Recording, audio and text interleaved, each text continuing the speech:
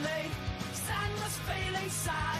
He'd never feel a love as real as he and Wendy had. So Stan asked his pal Jimmy, a sentimental lad, to help convey to Wendy all the ways she made him glad. But Stan forgot to factor in how bad that it would seem if Jimmy's stutter made an utter fool of him.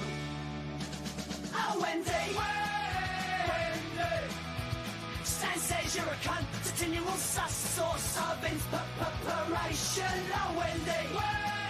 Wendy! Stan says you're looking bad, too hatingly attractive to him.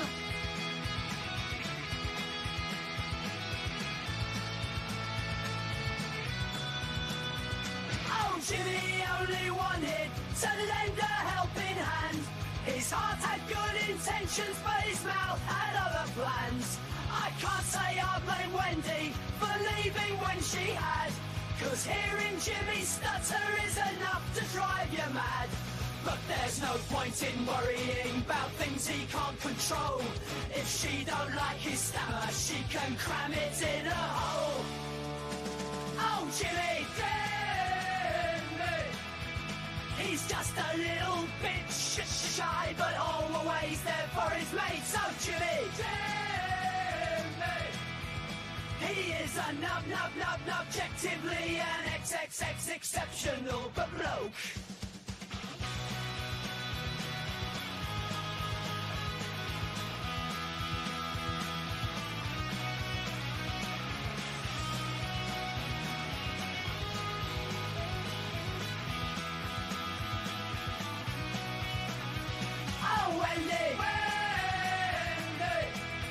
Stan says you're a cunt, continual sus source of inspiration. Oh, Jimmy! Jimmy!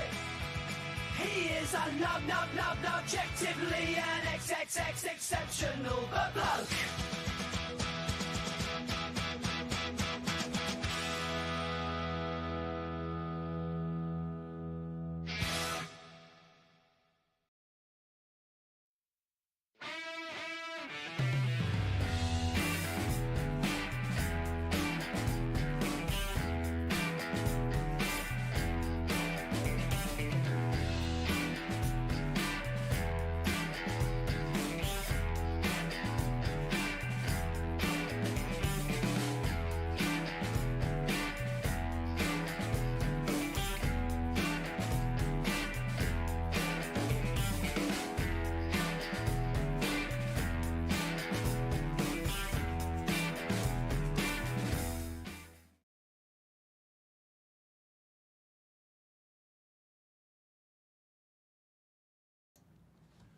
Welcome to Michael and Jeremy Steal Your Podcast. Hey, Jeremy. Hey, Mike. How you doing? I'm doing good, buddy. How are you doing? Super stoked to do you today to talk about some UK stuff. I love the UK. I does.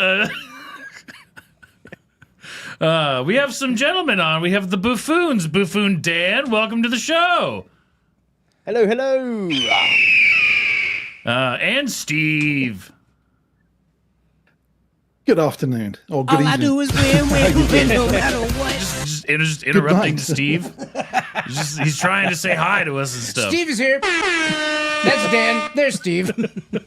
I gotta remember what button's who. So yeah, we wanted to bring you guys on for the live stream. We heard about there's some tumultuous things Mike, going on. The world is on fire. Is it? The world is on fire. The whole world. That's what the news is telling me. Oh, is it? There's a bunch of crazy things happening over across jolly old England. And it's important for us to get to the bottom of it. Not only for us, but for you. We have to find out what's really going on. Because I don't know. You can't trust the media. We can't. You can't trust the media. We have to get down to the bottom of it. Boots on the ground. What do you guys wear? Not boots. You guys don't wear boots. What do you guys wear? Zapatos. I think like pointy shoes, leather ones. I actually wear Skechers or trainers, to be fair. American shoes, the best shoes. Comfy shoes. Yeah. Best shoes you can get. Yeah. Okay. I wish this was a debate about shoes, but it's not, Mike. Not today. No, there's a lot of crazy things happening.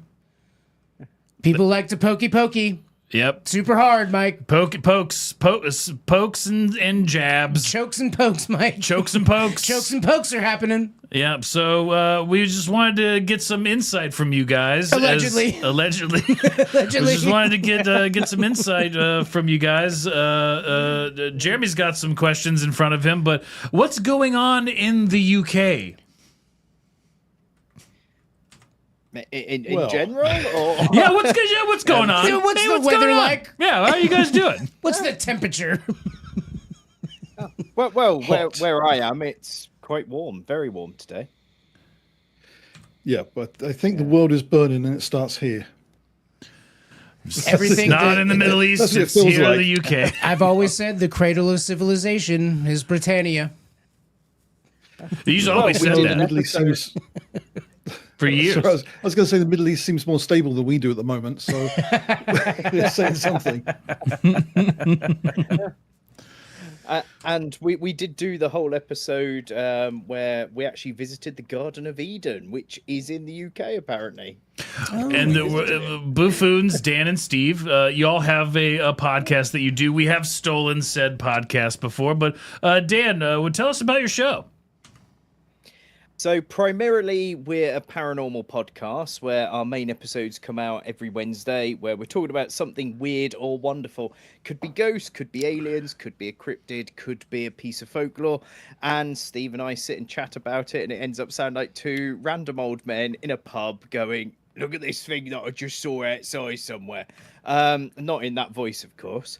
And then we've got a Saturday show, which is us talking about whatever we feel like. So our Saturday shows are a bit more fun of just, what are we talking about today? And we just ramble on about something. So the episode that's gone out today is all about food. Oh, Food. food. Interesting. yeah.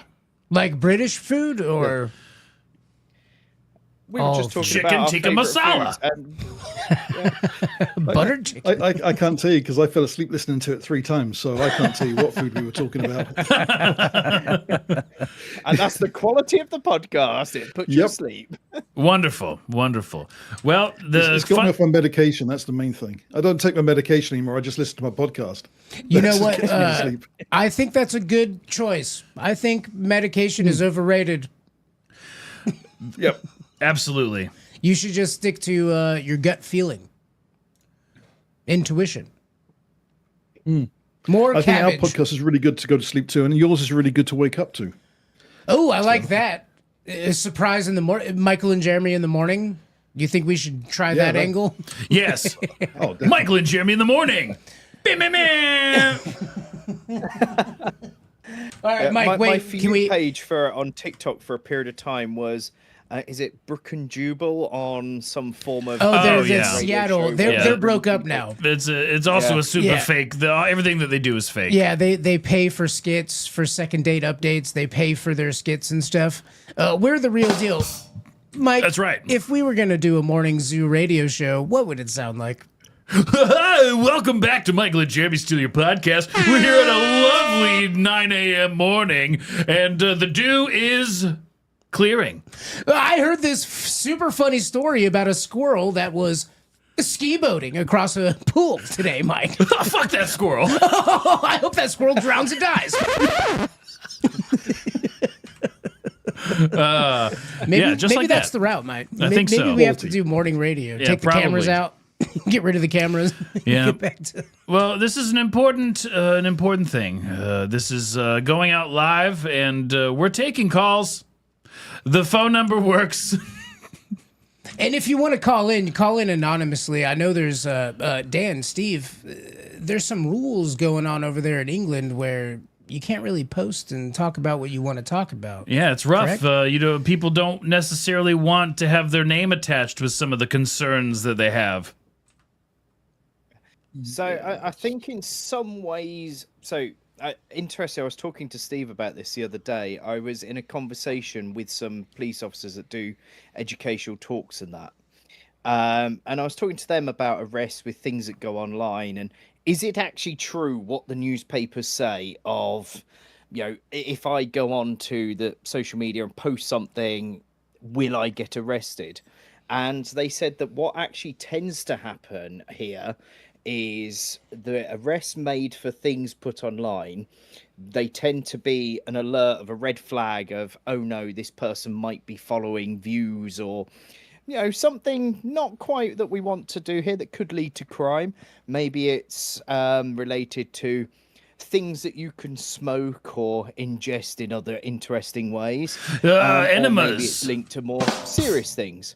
And then what they do, they then look at your social media account. And in the area that I live in and these police officers work in, they said that over the last year, so 2025, 90% of the arrests that they made based on online stuff actually led to criminal charges, either linked to the things that you smoke or ingest or linking to other organized crime. Dan, there's this thing so are you, I hear this chant, something that I note about Europeans is they're very catchy with their slogans and their chants. Stop boofing schmegma. Stop boofing schmegma. I was thinking more of there's this song we have over here, Mike, you might know it. It's Seven Nation Army. Yeah. By Jack White. Yeah. Right. So they use great music video. Yeah. I love the creativity behind having all those drums. There's a lot of drums to get for the music video. They have this phrase they say, and I don't know exactly what, as an American, I'm not quite sure what it means, but they say Keir Starmer is a wanker. Yeah, well, luckily Break I've that got down my England top on tonight, so Keir Starmer's a wanker. Yeah, and the only person who denies that is Keir Starmer. But he loves that song. Pretty much agrees. It's his favorite song. Can I just say, what Dan was saying about the police and investigations? I was talking to a colleague at work whose son is a policeman, and he's had to arrest people because somebody has called somebody fat. They had to go around. They had to, arrest a family member for calling his brother fat. His brother complained to the police. The police had to come around and arrest and charge. And he's now got a criminal record, even though it's a non-criminal hate crime. He's still now got a record that he has a non-criminal hate crime on his name, which could affect his employment for calling his brother fat. Well, Steve. So if somebody disagrees with what you say, they report you, and now the police will come. It's important to know, though, Steve. Was he in fact fat? Yeah, we all need to know. Was he fat? You can't say that though. If you say yes, that's it. They'll come round.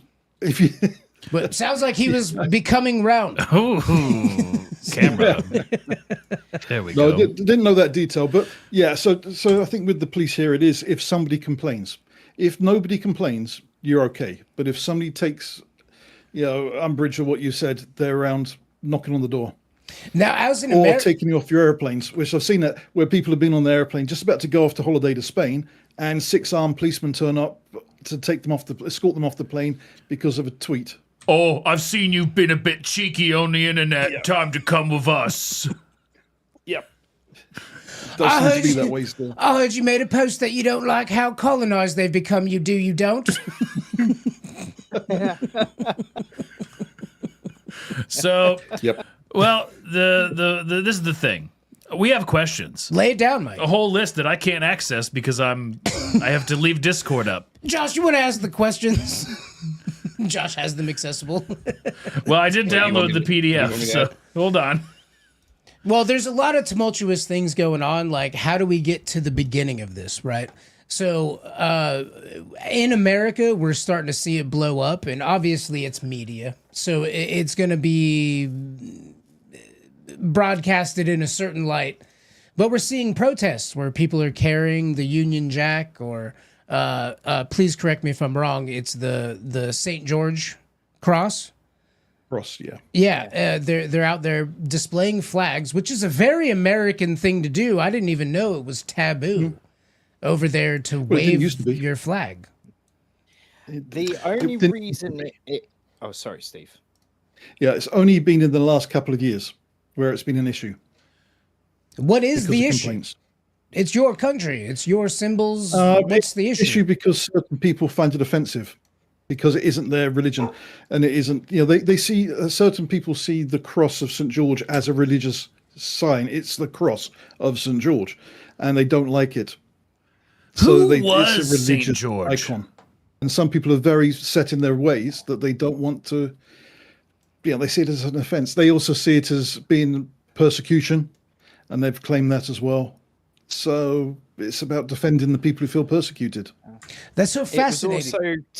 Oh, please, Dan, continue. Sorry. Yeah.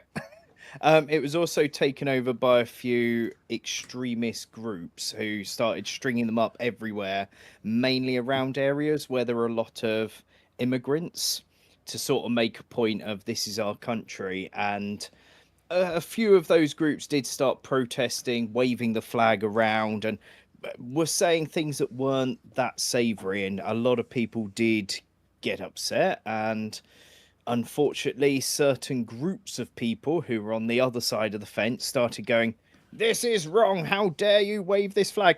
But those people that were complaining were waving flags of other countries and randomly coloured flags, which I've had to Google what the meanings are because they don't link to a country.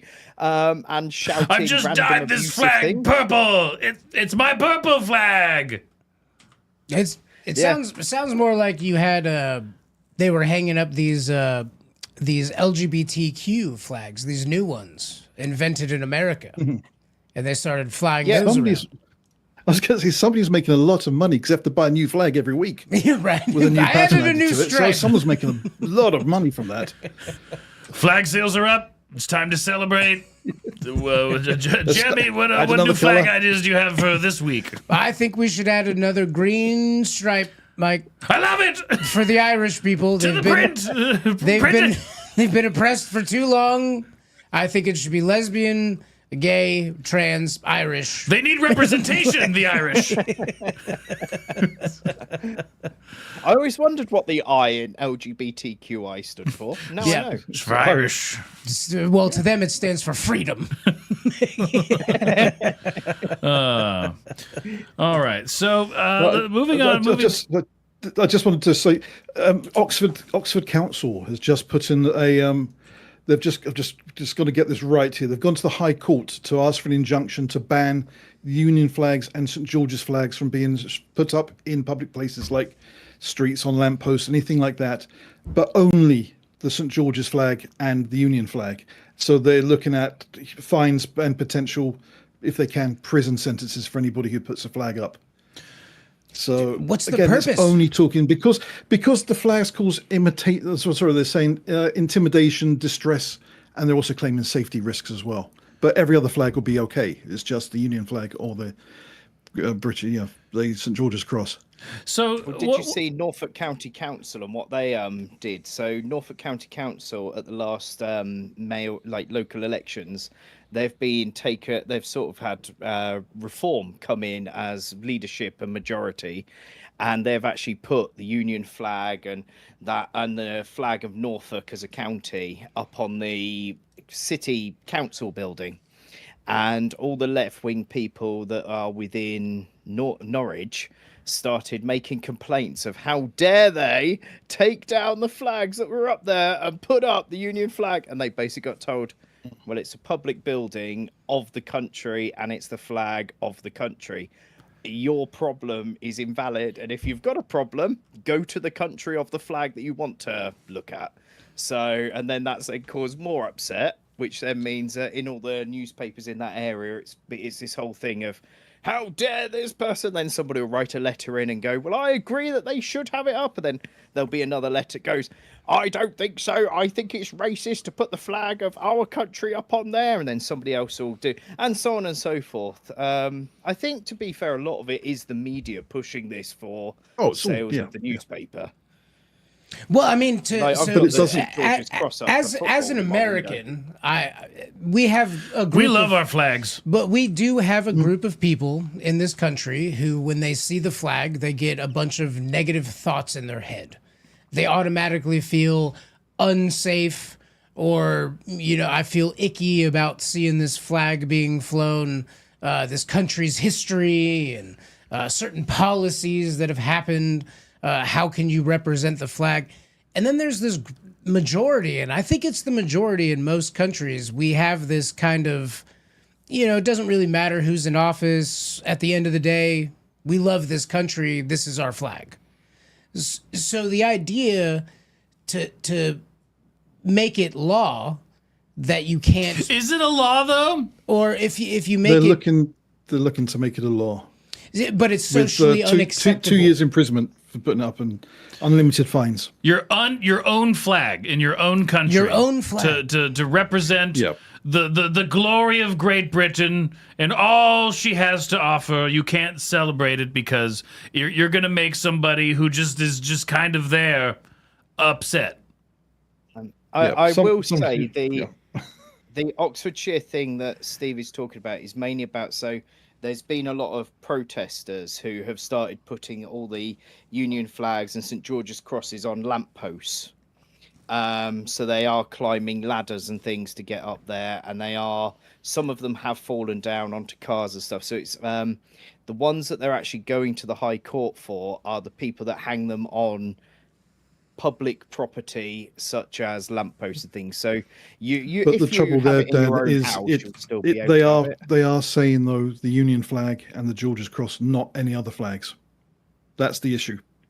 So if you So climb it's up, Not you flags, climb up a pole. It's just the one type of flag. It's a public lamppost, and you go crawl up it, and you put a certain flag that's not one of those two flags. They say, "Wow, this is fine. beautiful.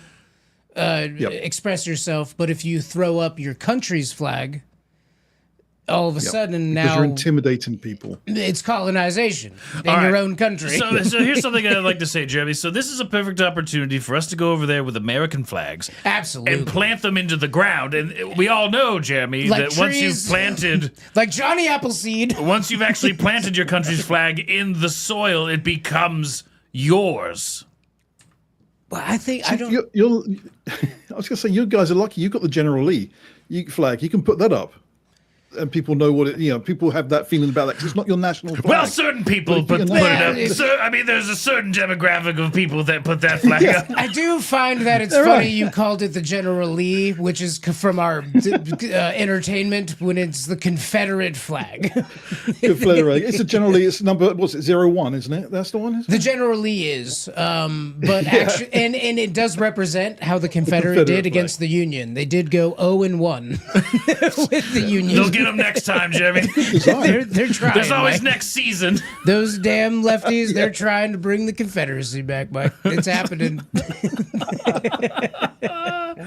Oh, all right. So let me get a thing. I can only do this when it's Yeah. on me or Jeremy's face. So we do have to we Cost of wanted- living. Well, we wanted to set this up as a right debate, right? Yeah. The whole idea was to make this a debate. Unfortunately, your A correct debate? opponents did not show up.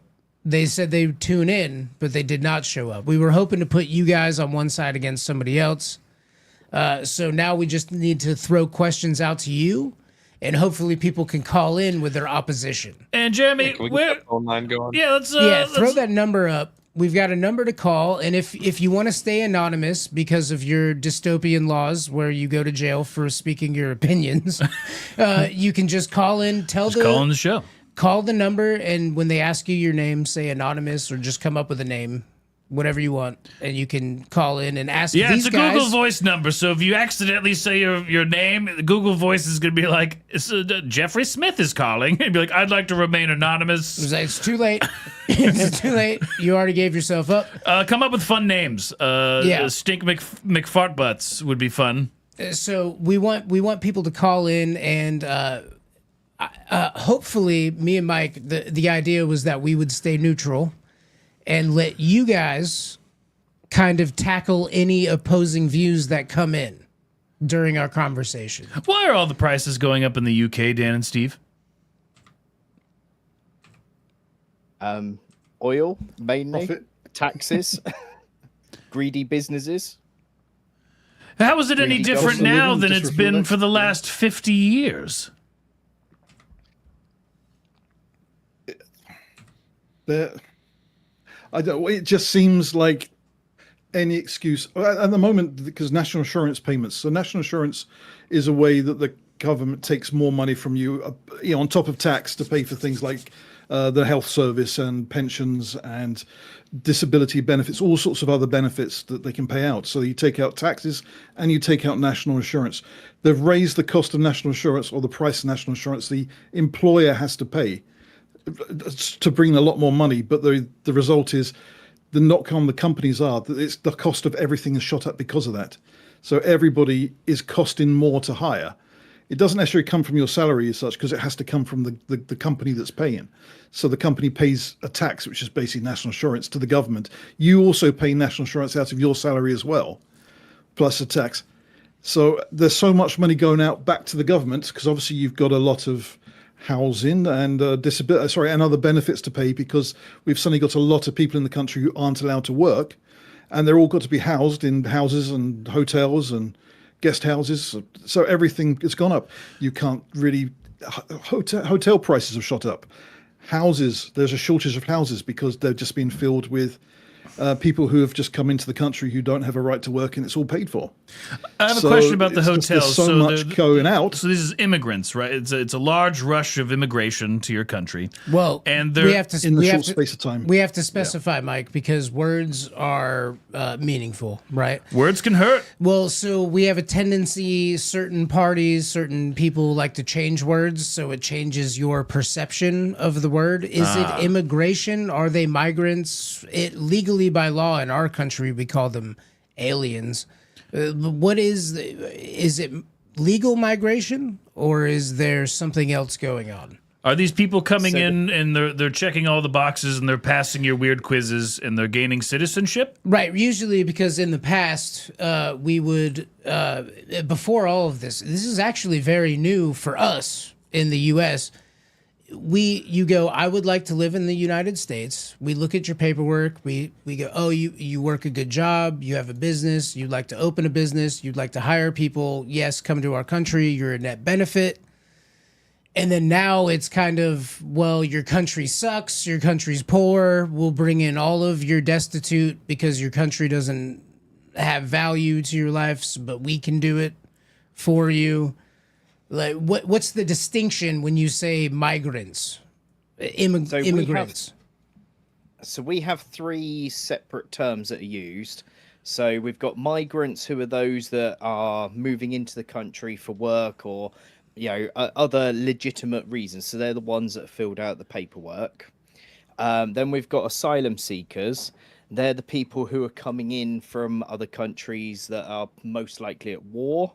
And therefore are fleeing death or persecution. Yeah, I hear there's a lot of that going on over there. And then the third term is the illegal immigrants, which are the ones coming over in dinghies and the back of lorries that are sitting in France, and they're jumping in the backs of them to come over. So they're the three terms that we use. So illegal immigrants, or shortened illegals, are the ones that are sort of in the media quite a lot. They're the ones that people tend to be talking about, because however, with the ones that are doing work, it's just come out this week that there's been exposés where some of the migrants are now having paperwork signed by businesses that are not legitimate businesses in order to come over. Are they childcare services? Similar to your Somali childcare services. I saw one where there was a sweet shop, an American sweet shop, funny enough, selling world foods, that said that they needed, and they were signing documents to say that it was a medical center or a garage or something that needed engineers or whatever, and they were signing this paperwork for the visas to get these people over to work legally. But then when they've traced it back, it's saying, and this little tiny corner shop in the middle of a village or a city, which has just gone, yep, this person is fine. Well, it sounds like fraud. Yeah. Yes. Yeah. It just sounds like fraud. The BBC, the BBC have just done. I think it's the BBC that they uncovered, which is surprising, that the fact there's a lot of immigrants are coming over and they're being told, the illegals are being told to say that they're gay or they're bisexual, because obviously that's why are you gay? They're not. They've got multiple wives, but we'll take them in. We'll take them in, and that automatically gives them, the rights to stay. Whereas we know people who are legal immigration. They've come through legally, and they've been trying for 10 years to pass the exams, and the money they have to pay to become a British citizen, they have to pay so much money, and the test to actually become British is almost impossible, because I know that a load of British people sat down and they couldn't answer any of the questions right. So it's almost impossible to come in legally these days. So, but if you jump on a boat, come over, claim you're gay, you can. That's it. You get a house, mobile phone, money. What if the UK goes, prove it? Yeah, Show me. like they. I saw that guy on Kill Tony. Like one of the contestants was like, I think he was Ukrainian, and you have to serve in the military. And there's one way to get out of it where you have to actually shoot a video, and blowjobs do not count. Right? They're like, anyone can do that. You have to bend over. Yeah. I mean, that would definitely make it easier. Yeah. But what they is should that? just have Louis though? Spence standing there and going, "Oh, come and dance with me." Just get Louis Spence standing there. That would be enough to turn most of them Well, away. Dan, you just All got right. your stamp. You're welcome into America after that Honey, performance. I gotta make a really weird AI video, okay? Do not judge me. I just need to shave your head for one video, babe. Please. No, trust me, it's flesh colored. Yeah. So what is that behind this? That's what I find so interesting is you're saying you're saying that if they claim that they're gay, then they get the asylum, even though we all know like asylum laws kind of work, like the next friendliest country, you're not supposed to be able to just leap over a bunch of countries to end up in mine that gives you a bunch of benefits. Like you're just supposed to go to the next safest, right? Why do you think that claiming a sexuality, and this is how I view it too, right? Is like, Right. So if you're a guy who's attracted to men, you're just a guy who's attracted to men. You're a man who actually engages in the act. That's what makes you the thing, right? You engage in the But act. I it still makes don't you the thing. understand how just Why does who that give you immunity? Who you like to kiss Yeah, is somehow like, a thing that paperwork cares about. They're just over here trying to choke and poke, and they don't. Like, why does that give you immunity? Because you choke and poke. Because- Why does that make you more valuable than somebody else? Well, everybody knows that if you that's your preference. If that's the way you are, and you're in an Islamic country, you're pretty much going to be sentenced to death. But that's why what gets me is why you have then got the pride celebrations, gay, what is it, queers for Palestine and stuff like that. It's like Queers we love know Palestine. this is why people Famously. Famously, Supported it's all over the here. way. It's a big thing over here. It's a big thing over here. Is. Like, They call you'll see themselves the queers for Palestine. flag. Yeah. But And if they were there, they'd be flying off buildings, I'm sure. I just want to fly. so okay. I want to know. I want to get down to the bottom of why they go. They say we don't like this group of people. This group of people likes us. They're supporting us through war and action. I feel unsafe in my country now. I'm going to go to the country and say I'm in fear for my life, but also I'll kill each and every one of you. Yeah. Well, I saw there was a thing I saw, and I think it was YouTube, and there was a guy that went around Birmingham interviewing people and asking them these questions. And when I say people, I do mean Muslims and Islamists, and You people who are gay. had come from those. That's North African, Mike. West African. My apologies. Should I call you Mister? It's one of the funniest things. yes. Plug that in post. Plug that video in. Here it is. But they were going around interviewing these people, asking them, what, and it was about just the simple thing of why do you vote left wing? Why do you vote Green Party? Why do you vote Labour? And most of them that they interviewed, and I can find you the name of the creator and send it to you after this. But they were all saying, well, the left care about people. The left are very emotional. Therefore, if we tell the left we need help, they will fight for us. They will help us get our friends and family in. They are the ones that will do all of these things. They will give us money so we don't have to work. That is why we vote for them. And then they get elected. But some of those people have views against you. Like some of these parties support things that are against being a Muslim and being a good Muslim, and some of the ideals in your communities, in your Islamic states. And then they're going, well, yes, because we will be the people that are in charge. They're going, we don't care. We will be in charge then. So essentially, when he's going around just Birmingham and asking questions there, the views in Birmingham of these groups of people are that if they vote left wing, they are going to end up taking over the country. Wow. And of course, we've seen what this left wing, the support from the left gave Islam, Islamist extremists. It gave them Iran. It gave them Afghanistan. These are, Christian countries became, Islamic states where people could be killed and stoned to death for whatever they want. But that's because the left supported them. And then as soon as they came in, took power, the left were the first to die. So historically, this is how Islam does it. Again, we're talking extremists here. We're not talking about normal Muslims, because I've got, lifelong friends who are Muslim who would never imposed anything on anyone else. And matter of fact, their parents left Pakistan to get away from this. Absolutely. Yeah, I would 100% agree they're with worried you, about Steve. that themselves. There is a thing. It's similar here. People try to go on this train of, they go, well, I'm anti-Muslim. Well, that's not the right train, right? Yeah. You're anti-Islamic extremist.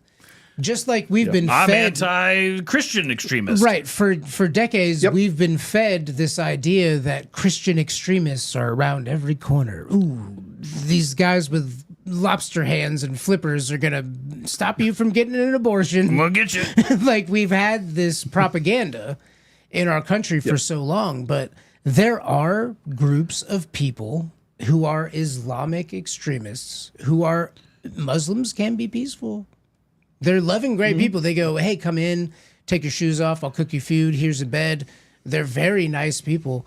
And then you've got the extreme side that's actually active right now. This Christian extremist group doesn't really exist right now. Right now, Where it's like, we have over this there, problem. Isn't it Westboro Church, which is the infamous one that you've got? Yeah, Are they still around? Are they still doing stuff? It's funny. I looked them up the other day because I remembered that they would stand outside of with signs. Yeah. And they said, this is violent. They just had signs. I looked it up. There's 14 members or something, and 9 of them have flipper hands. Like, they're What just do you mean? Like, you know what I mean? Like fused fingers? Right. They're genetically, biologically? Yeah, they're genetically deficient. So are they communing with one another because of Well, their? they come from a very small area. Are they all related? They might all be just like who we're talking about, the extremist Islamist people who are also related It's funny, isn't to it, each how other. how extremism and first cousin marriages seem to go hand in hand together. Flipper and flipper. Yeah. Yeah, I guess so. Yeah. I guess so. That's that's one of the biggest problems I think. And we're trying to do this neutral thing. We just have no opposition coming in. So I don't know what to do, but I agree there's this difference. Like, I hate when I hear someone say, I don't like Muslims. I go, that's a wrong way to think. That's not the problem. It's extremism is the problem. Extremism, which is in the news, it's the UK, Northern Ireland, this Henry Nowak case. Which we'll get to. Yeah, I'm sure. That was extremism, and that was a different religion. So, yeah. Yeah, so who is Henry Nowak, and what happened to this fellow? He's a dead man. A young dead man who just happened to be in the wrong place at the wrong time. Yeah. Now, what's the there's a lot of stuff going on. How did this gentleman come to pass? Well, it's they've you can actually now find the videos. The police have released all the CCTV footage. He was just out enjoying himself. He was a student at university, having a few drinks with his mates. The CCTV footage, you see him leave the pub. He's happy. He's fine. You then see him walk past a shop, and it's the shop CCTV. Again, he's fine. Nothing wrong with him. And then suddenly you see him on his phone. With a couple of people, and then it changes to the point of view from, I can't remember the name of the horrible bloke, but he then meets him and then says, "Are you a bad man?" And he goes, "Yeah, I am. What about it?" And then next thing we know, he's pulled out a huge ceremonial, not a normal ceremonial sword that the average Sikh in the UK would wear, which most of them have a little necklace. He has it, and you can see the photos on his. He was a intern for a law company, and there's this picture where he's got this huge dagger on him, and he just pulls it out, stabs Henry, and then rings 999. No, his brother. You mean he super pokes him? Yes. Sorry, I keep forgetting we're going out live on TikTok, and yeah, we love the TikTok shop. Yeah. Ceremonial knives on sale in the TikTok shop. 8.5 inches long, if I recall. I think it was his brother or his cousin then rings 999 to claim that there had been a racial assault where a white man had knocked his turban off, and he's now attacked him as a form of self-defense. The police officers then arrive, handcuff him, and there's this really distressing video where he goes, "I've been stabbed," and then one of the police officers goes, "Sure you have, mate." And then he's like, "I can't breathe." Yep, sure, mate. And he's got them in handcuffs, and Henry then becomes unalived. I did a censor there for that one. I believe Dan. I believe he said, "I don't think you have been, mate." Yep, that's it. That's it. I don't think you have been. This is wild what you're saying to me. Like hearing about, and honestly, I didn't know anything about this story. Yeah, Mike. So this is just absolutely wild that there's a stipulation. You guys are heavily regulated on weapons, guns, knives, all these things, and to give the pokies and Second Amendments. Yes, Mike. Now, Yep. if you somehow manage to get some of these people to say, This is my support gun. This is my mental support gun. I have to take it everywhere. Your support Second Amendment, Mike. So if words matter. Stop taking what I'm saying and using it for whatever it is you're doing now. You can't say that word, Mike. It's TikTok. Yeah. It's the Second Amendment. So stop saying the word. So you get a pootie pie. Oh, sure, it's a pootie pie. Fine, it's that word. and you claim that this is your emotional support, PewDiePie. How far can it go? Where does it stop? Where you have a regulated weapon that normal people can't use, and then you can say whatever, you can lie. People lie. It's a true thing that happens. People lie. And to get the thing that you're not supposed to have, to use it for nefarious means, it's the same reason why you walk into a shop and someone says, no shirt, no shoes, no service, because somebody ruined it for everybody. Yep. Well, in the UK, you can't have anything that could be counted as an offensive weapon as any kind of weapon at all. Ugh. You can't have pepper spray, you can't have tasers, you can't have anything that somebody might get hurt with, unless you're a Sikh. Because your religion, it lets you, by law, the only exception there is by law, is Sikhs can carry their little knives, which should be, I think they're supposed to be like under 6 inches or something. So, and he was carrying 2 at the time. So, he had a history of, it looks like mental health issues again, but just not addressed. I mean, it's the first time I've ever heard this happen. This isn't something that happens all the time. And we've had Sikhs in the country for 100 years without any problems. And this is just a one-off. But it wasn't this. I mean, yes, him getting killed. Henry being killed by a Sikh is terrible. Unalived. Knives should be banned. Yeah. Oh, sorry. Yes. Yeah. We're all trying to figure it out. This is our first time as well. We're all trying to figure it out. I think the real issue is we've had here, the population had, is we've been talking about two-tier policing for a long time, and this was a perfect example of two-tier policing, where, because of anti-racism, they've called it, because of over there George Floyd getting killed, which had nothing to do with over here, the police had to change. They changed everything. The prime minister, all the politicians took the knee. They all, bowed to the pressure. All the police forces decide they would not anymore arrest anybody who wasn't white unless they absolutely had to. But one law for white people, one law for everybody else. That is something that I wanted to bring up. That's wild. Is the prime minister? I saw his words about Henry. I saw what he said, and I go, okay, well, he has that stance. And then my algorithm gave me what he said back in the day about George Floyd, and it was completely contradictory. Yep. I don't know who Starmer is. I just saw a contradictory statement online. Well, Starmer's previous job before he was MP and Prime Minister was a lawyer and a solicitor who worked for human rights law and worked for people like this guy that did this unaliving of Henry Novak, so Vikram Digwa, and he would be somebody that would be standing up in court right now for Vikram Digwa saying, oh, he didn't know what he was doing, and defending him because of his nationality. Keir Starmer is also the type of person that for George Floyd, who, let's face it, he was a criminal with everything that he had been doing, he would be defending him tooth and limb, saying, oh yeah, he's not a criminal, he was just wrongly charged of all of these things. So that's what Keir Starmer's background is. He thought they were playing a game. He thought he won the game. In a way, he did, I guess.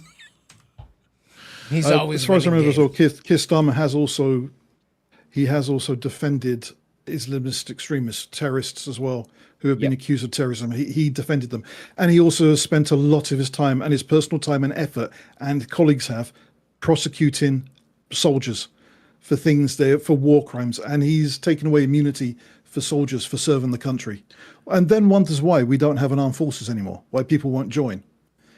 And he's taking great pride in the prosecution of British soldiers.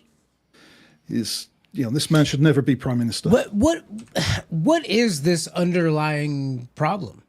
What is this really? What drives them to do what you're saying? It almost sounds like you're saying there's a deliberate attempt to disrupt the native country and ultimately not just change us, though, it. is it? It's Europe, it's the US, it's Canada, it's Australia. It's basically white countries. This is where I'm going to sound like I'm a real racist, okay? But I'm not, honestly. Hey, whoa. Hey, Steve. I have a black friend. I'm married to a black woman. My brother's a Muslim. We're fine. Everything's good. I'm Jewish. My cousin Jeremy's married to a black woman. We can get into this. My friend Jeremy, he's too. Real quick, before you get into this, because I want you, Steve, to collect your thoughts on this, because I'd love to talk about it. I want to take a moment to disrupt this, to throw out some plugs. Can we throw out some plugs for where people can find you guys? Let's take a minute. I just put out some kind of campaign to get people to call in. Let's take a moment. I've got a plug here that I can throw at you if you want. That's a weird looking plug. I don't even know what that even is. You get that out of here. That's not American ingenuity. That plug will save your life.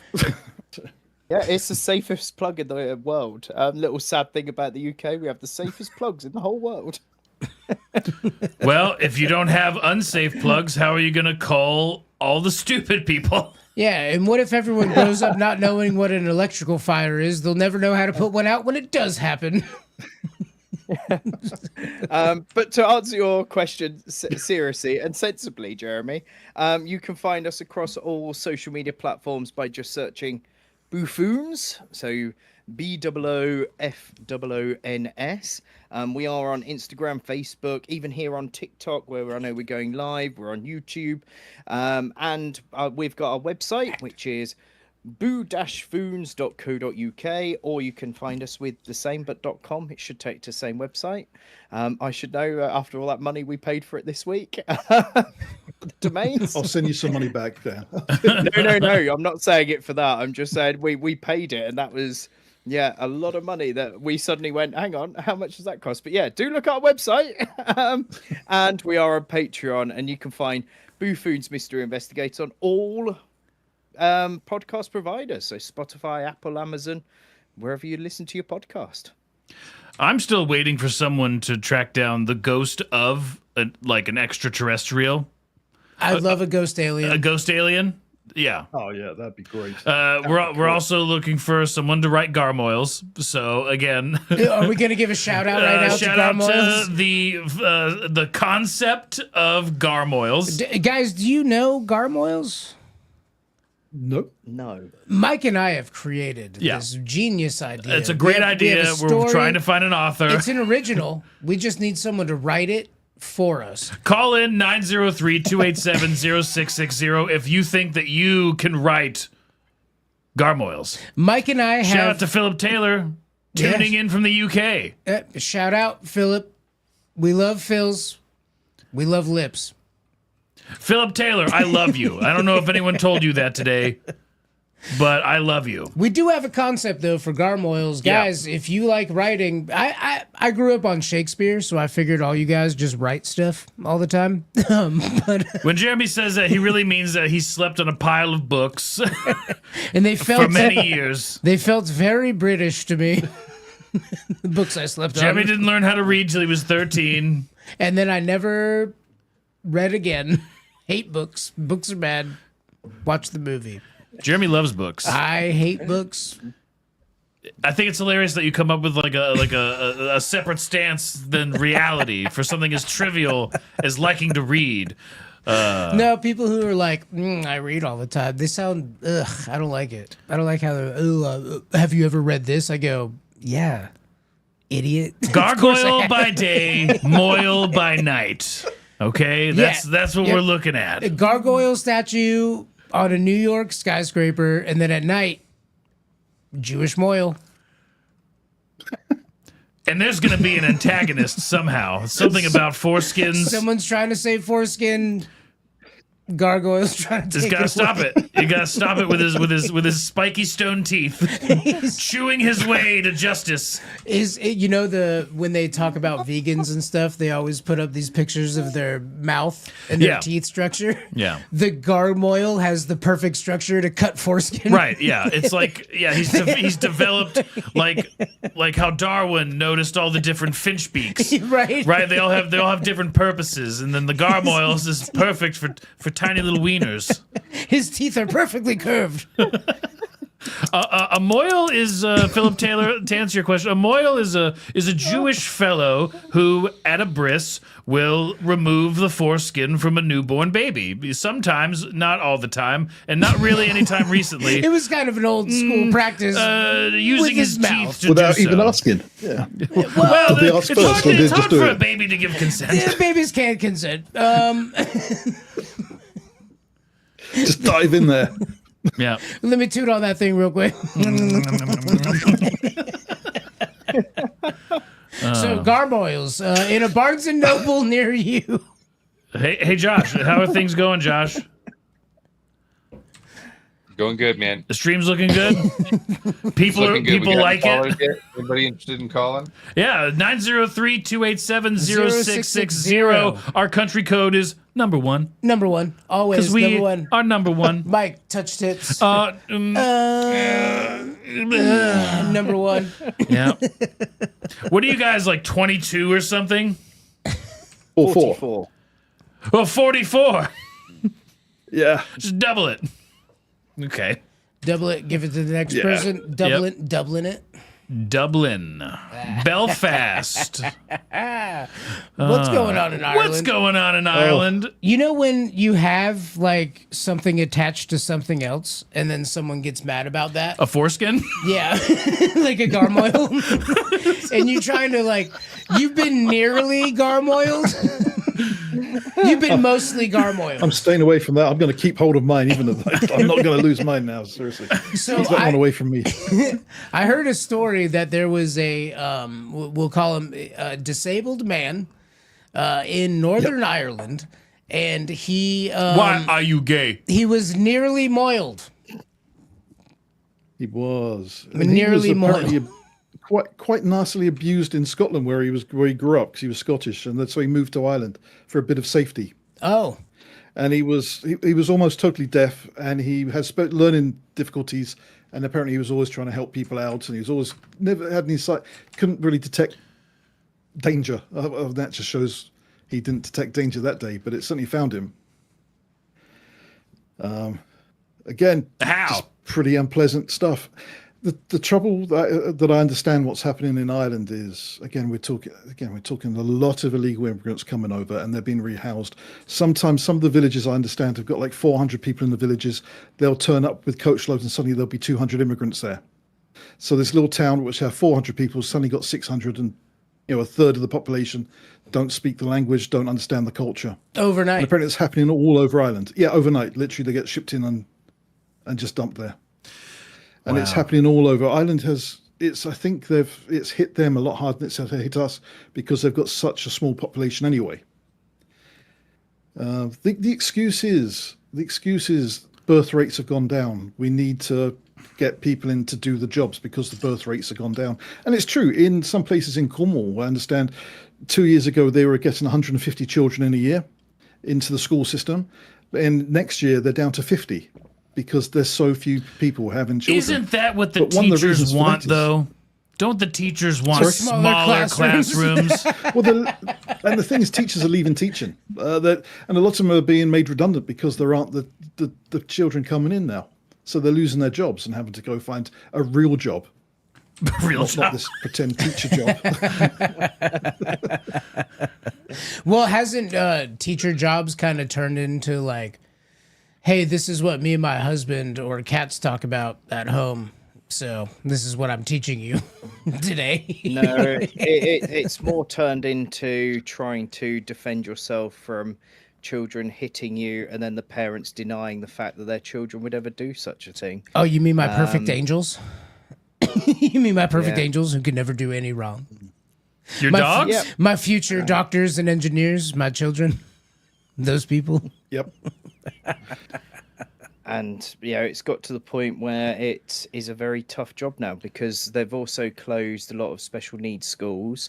So you've got children with higher needs within those schools, which it's very, very difficult to teach a class of children where the majority are at one level of understanding, and then you've got one person sitting at the back who is struggling to even access counting to say 5, for example, and you're like sitting there going, so children, what is 873 add 762? Let's work it out. And then you've got the child at the back that's sort of Just sitting doing there TikTok struggling to dances. count to 3.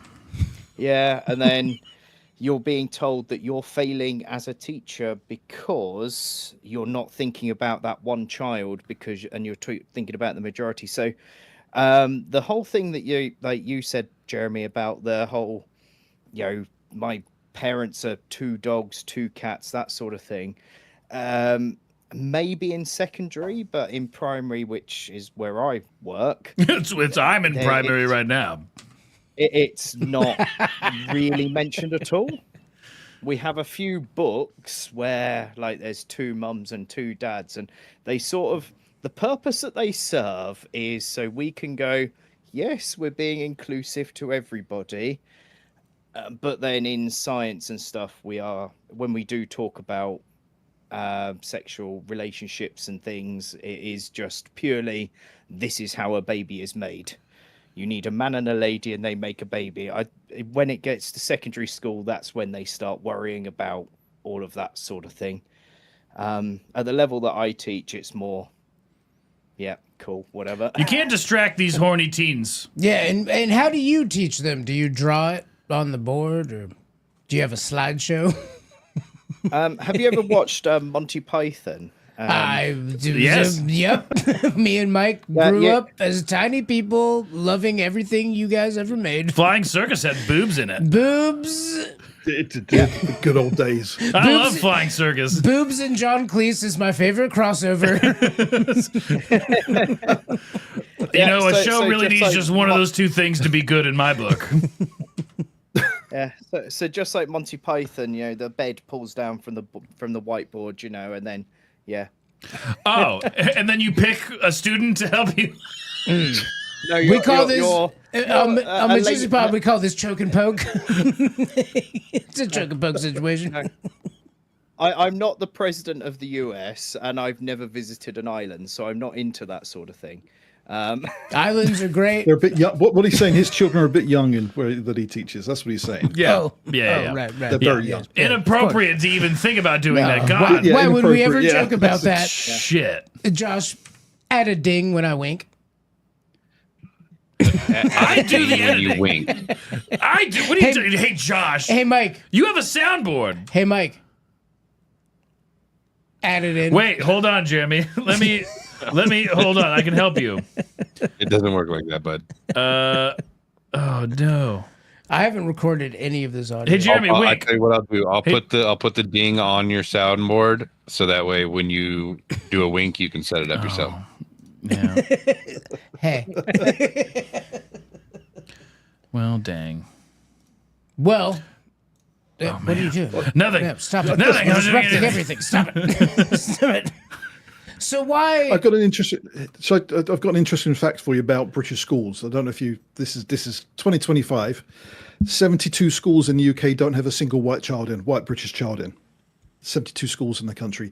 454 schools in the country have fewer than 2% white British children in there. And in the place where I grew up in North London called Harrow, where I grew up, which used to be a very white area, let's just say that, there's now only 7% of the pupils are white British. Steve, are you Welsh? That's how things have changed. Sorry? Are you Welsh? Welsh? No, English. There's no Welsh in you. I'm looking at your face. Not. I'm seeing I didn't get Scottish that drunk. heroes. No. You don't have Scottish hero face? Mike, am I crazy? Yeah, Jeremy, you're crazy. He has Scottish hero face. Scottish hero? Yeah. Oh, yeah. You're ready to go fight the A British. couple I strikes. do see it. You see it, right? Jeremy. Cut back to him, Mike. Yeah. Look at him. He's got Scottish hero face. He's right behind. You could hold a claymore for sure. Right. He's right behind Mel Gibson. He's holding his sword. Hey, would a claymore count Flash in as your your butt. guys' like ceremonial sword or something? Can you guys just strut that thing around? Can't you claim a sword as a ceremonial Yeah, weapon? can you do that? No. I never tried. I Give it a mean, go. right? They get to carry their ceremonial swords, right? Wouldn't like a claymore or like a long sword or something be A flail, like the a equivalent? mace, Put it around your neck. a halbert. Yeah, I think we'd have to start our own religion up. I think it would have to be a religious thing, so we can, form our own religion and make it part of the religion that we carry around Kalashnikov. Loopholes. And that would be great. Loopholes. Yeah. Loopholes. Loopholes. Yes. And tax-free too. Church of Boo Foons coming soon. We got spaghetti. What if we could start our own religion? Josh, start our own religion. What do we want to call it, Jeremy? Guys, throw out names. What's the Hey name chat. of Hey chat. What should we call? what's our new religion? Majizzy. Magizism? Majizyism. Magizism. Majism. Magism. It's majism. We start our own thing. I want to take the Union Jack, the St. George flag, the cross, and the American flag. And then make a visual portmanteau out of them. Yeah, we'll do the same tactic that the LGBT do. We'll just add all the flags that unite with us into one flag. Yes. Yes. Then you can have jism all over your passport. I love jizz on my Just passport. like the LGBT. Yeah, that's it. Yeah. Love juice, Jeremy, please. Love juice. TOS is love juice. Love it. Love the juice. All right, so you've got all these schools. This is actually why, Steve, I've had a problem with getting into Schools, Soccer. because he's not allowed anywhere near them. I pulled over one time. It was late at night. It was dark. I just had to pee. I didn't know it was near a school. But anyways, I've always wondered. I want a sport to love. Right. I grew up with football. I grew up with baseball. I never really got into it. People who love soccer love soccer. I like rugby. And then This is proper sport. but then I start watching soccer, and everyone on it's like England's team. Like the name is obviously not a British name. It's obviously most of the teams are made up of people from somewhere else. Much what's happened to our NFL, right? In NFL, you go, it's it's Tampa Bucks against the New England Patriots, but the whole team on New England is from Oklahoma, Well- and the whole team of this place is from somewhere else as well. Well, And you're Jeremy, like, I can tell you that New Zealand's All Blacks are not all black. the All Blacks. Yeah. I tried to do all blackface. They didn't like it. They are not all black, and they sure do love to dance. The All Blacks love dancing. A very rhythmic team. Indeed. Yes. Drums. A bit of chanters they are.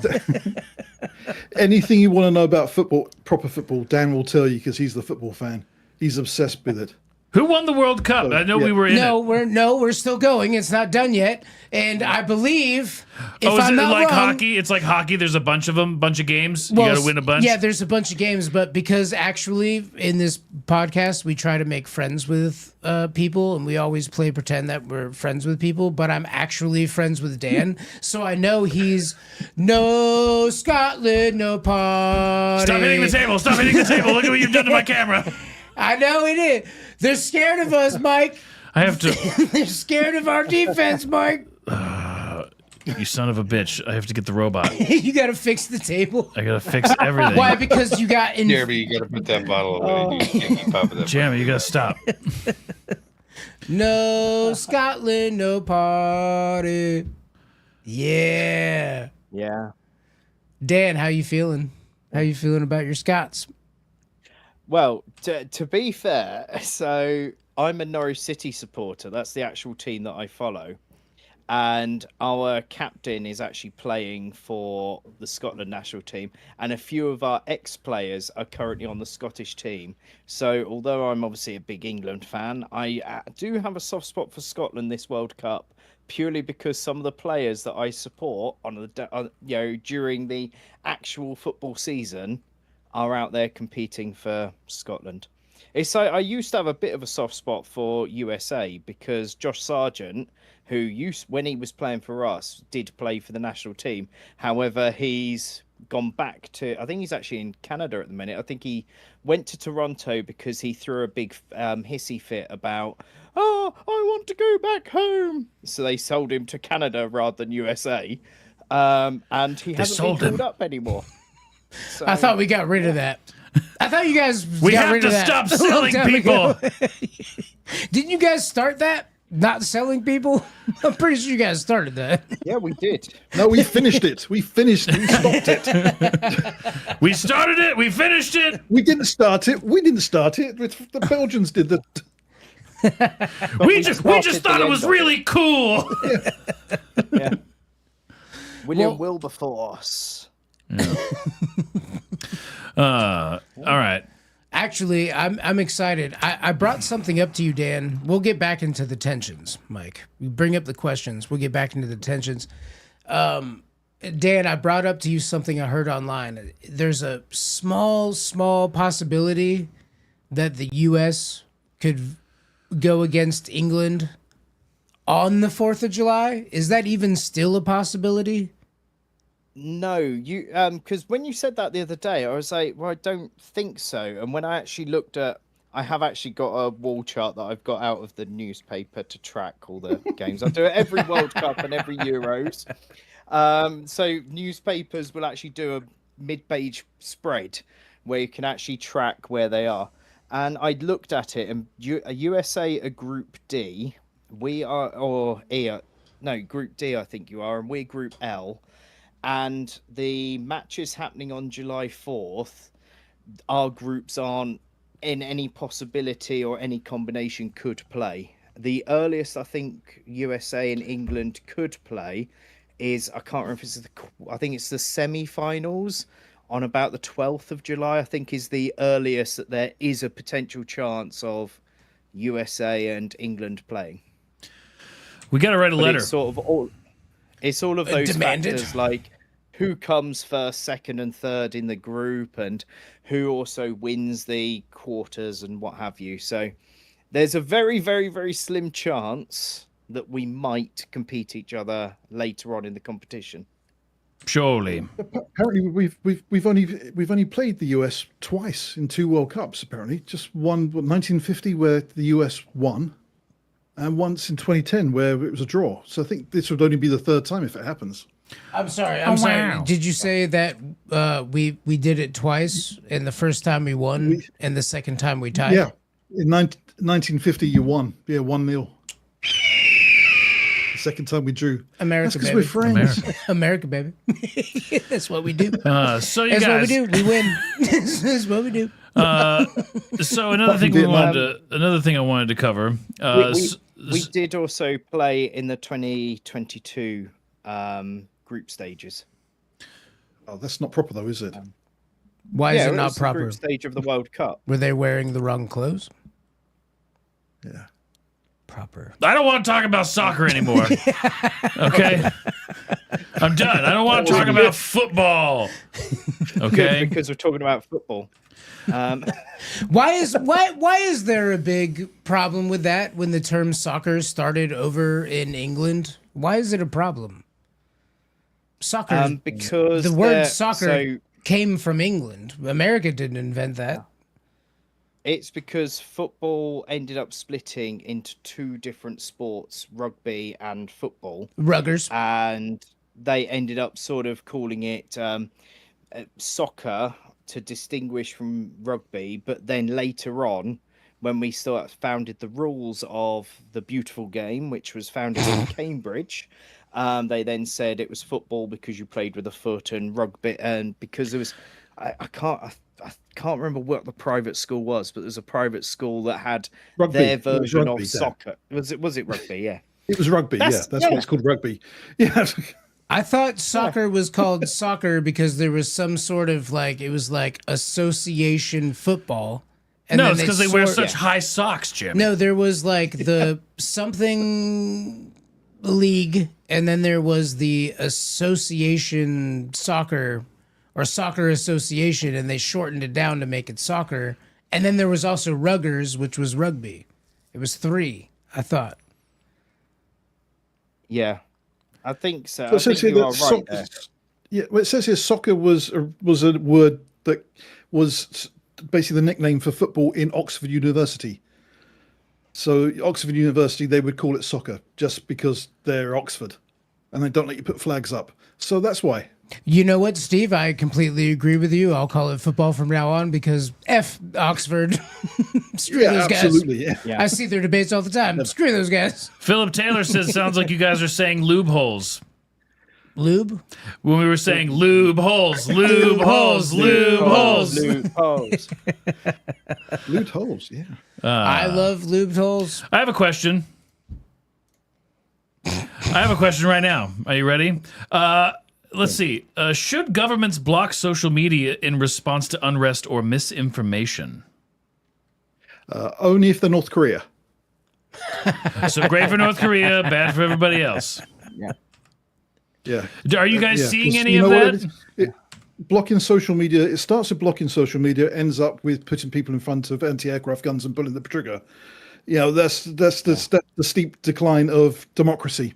And unfortunately, it's funny because people will say that the government is left or they'll say it's right at the moment. It's all point of view, because I've heard people saying the current government is very right wing. And other people are saying the government is very left wing. Basically, it's very extremist, and it's a dictatorship. It's turning into a dictatorship. It's turning into they're taking away all our freedoms. We're going to be monitored every single thing we say, single thing we do. We've already got more cameras, CCTV cameras anywhere else in the world. GCHQ monitor all our communication lines. The government's now talking about putting software on everybody's phones. So the software by one company who actually said that this policy should come in, they're going to be able to read or see and scan every picture, every message, everything you do on your mobile phone and store it and send it to the government so they can see what you're doing. That's the latest. So it's social media ban, digital IDs, scanning all your communications, everything you do on your phones. Years ago we could have said this was a big conspiracy theory about taking over the country, taking away all our liberties. But it's happening now, and it's happening so fast. And I think Keir Starmer's trying to put it in place because he knows if he doesn't do it quick enough, they won't ever get voted in again. But if they can control the narrative, today apparently the new thing the government has gone to all American tech giants and has said you have to push in the UK BBC and state-run news above everything in the UK. And we already know that they're already censoring so much stuff we can see over here. And now, of course, VPN bans are still talking about that. But digital ID, I can't see where it's going. It's not going to go anywhere good. And there's no way of looking at this thinking it's a positive step. This is, we don't want to be North Korea and China, but we're going to become another North Korea or China. It's heading that way so quickly. We might say it's a conspiracy, but it's not. It's the same. The Tories, Liberal Democrats, even Reform with Farage and the Labour, they're all doing the same thing. None of them will take it away. If the next party comes in, they will carry it on. So what? How much power does the king even have anymore? It doesn't sound like. It sounds like he's just a figurehead. It sounds like he's just right? there. He's just a face. The prime minister just calls all the shots now. Is that how it works? Yeah, that's what seems to be happening. Things are not going through the usual process.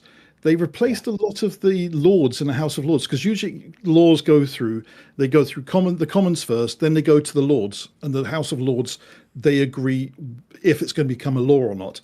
But what the Labour government have done is they have replaced a lot of the Lords with Labour Lords, and the whole idea is they will just say yes to everything. So anything the Prime Minister says will just happen. It kind of feels like the more and more we move away from it, the more and more we kind of want a monarchy back. Don't you kind of just want some guy who's like, everyone should have bread? I would love to have a monarchy here in America. Wouldn't you like to have some guy who has a line of, let everyone eat. We can all work together. Let's stay homogenous. Let's do these things. It's almost like this pure democracy framework just kind of ends in mob rule, which at the end of the day is just a communism, nihilism, socialism thing. I mean, I can't remember, but somebody said once, it's something like, when politics becomes a show, basically you've lost democracy, and that's what's happened now. It's happened here. Yeah. Everything's just a show. It's just we are told one thing. If you disagree with it, you're a right wing. You're the N word. Whichever way you look at it. I'm married to one. I know exactly what you mean. The other N word, the bad N word. Oh, sorry, the worst sorry. N word. I didn't get that. No, she's a conservative. The N word from Germany. Yeah, the German N word. Yeah. Oh, socialist. Oh. Yes. Man, TikTok sucks. I got there in a while, didn't it? Yeah, it's just not good, and it's just getting worse. And I mean, I didn't know your wife was German. Every election, the last 40 years. She every loves election schnitzel. For the last 40 years. She loves fried food. Sorry. She loves schnitzel. Sorry, I just had to get that joke in while you were talking. Continue. Sorry, Steve. No, sorry. I'll shut up. You could get that joke and I didn't hear it. Sorry. Yeah, she loves fish and chips. She loves schnitzel. I looked at Jeremy and I was like, I didn't know your wife was German. It's a different N word. Oh man. Yeah, it's I forgot. Now. What do you think Britain needs the most right now? Trump. Wow. You need to be. You can have some of mine. You can have some of mine. When he's done over here, I'll send you DeSantis. How about that? Yeah, I think what we need is we need a general election because they got in. This party with Keir Starmer, the Labour Party at the moment, they only got in purely because we had was it 13 or 14 years of the Conservatives, and everyone could see the UK was getting worse and worse and worse. So Labour basically got in because they went, we're the only other people you can vote for, and we'll win and take over, and everything will be good. And then there wasn't even a proper manifesto that was released. So they get in, they've destroyed the country and made it even worse than it was. And now everyone's going, so what we need is a general election. And I think the main reason why they're scared to do it is Keir Starmer hasn't got all of his things in that he wants to put in. And also, they know that they're going to horrendously lose. Yeah, so I think that's what we need, is a general election and somebody to come in with different ideas and shape up, because I can't see the Conservatives getting back in. I can't see people wanting to vote Labour, and I think it will possibly end up with Reform, which Reform is just all the old Conservatives who have seen that Reform have a chance and they've left their party and jumped over there. So actually nobody should be voting Reform because it's the Conservatives that we got rid of. Which then means that some people will either vote Green or Restore, Green or Restore, which they've now become. So Greens were extremely far left, but now they've realised, hang on a minute, we might actually have a chance here. They've started to retract some of the extreme statements they've said to put themselves slightly more centre-left than they were. And it's the same with Restore, because Restore, he's gone, actually, we might have a chance with some very clever marketing of getting in. And he's gone, well, hang on, if we become slightly more centre-right, more like an option for Reform, then we can then push the narrative of that Reform are just the old Tories that you had for 14 years. So the landscape is very interesting at the moment, because lots of people are sort of coming in towards a sort of centre point from where they started. And I think people on the street, we've sort of gone, now I don't know if Steve would agree with me here, but I think we have gone from a period of a lot of division where we're now starting to see a lot more unity, because everyone is pretty much united around that famous football chant, Keir Starmer's a wanker. Yeah. Do you know what the most amazing thing I've seen recently? And that was in Belfast, where with what happened there, the riots, you had Protestants and Catholics who traditionally we know have been in conflict for generations, shaking hands and joining together. And also I've seen them flying the Union flag as well. So you have the Irish flag, Protestants, Catholics, and the Union flag all together, and you never have Cats seen and that dogs before. living together. It's never been seen. Wow. Yeah, cats and dogs living together.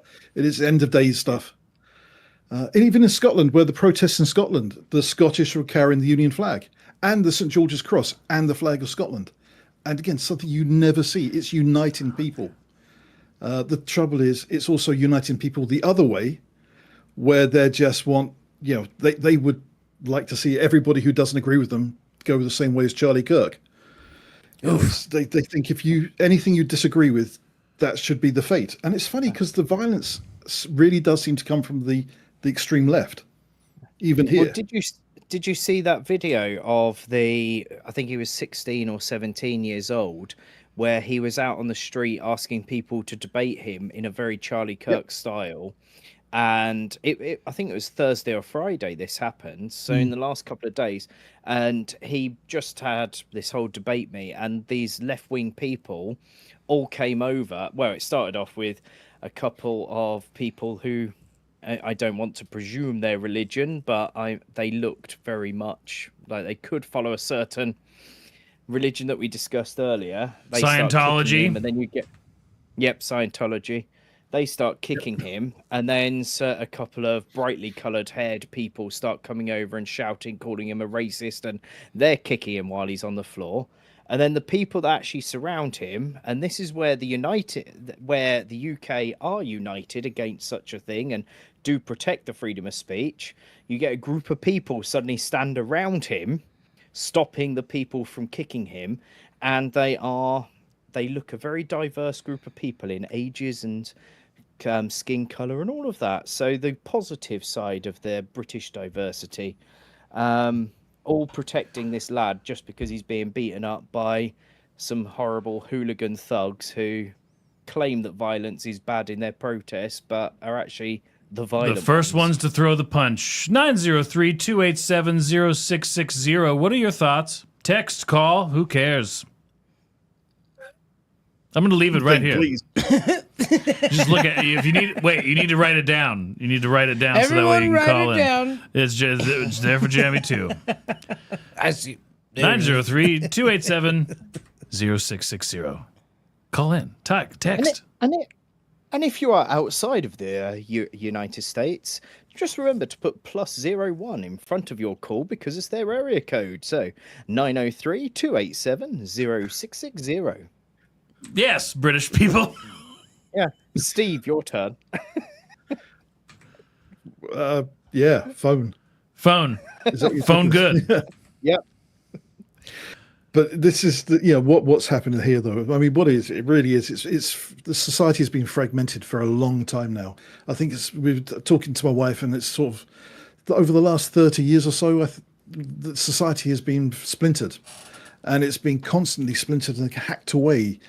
We remember when it was all about the gender divide. We started off 30 years ago. Men are bad. Men get paid more than women. Women, let's get feminism in. Men and women don't have children. Don't have children. The world is overpopulated, so don't have children. Don't settle down. So that started. Then it started. Then it started with everybody was loving each other.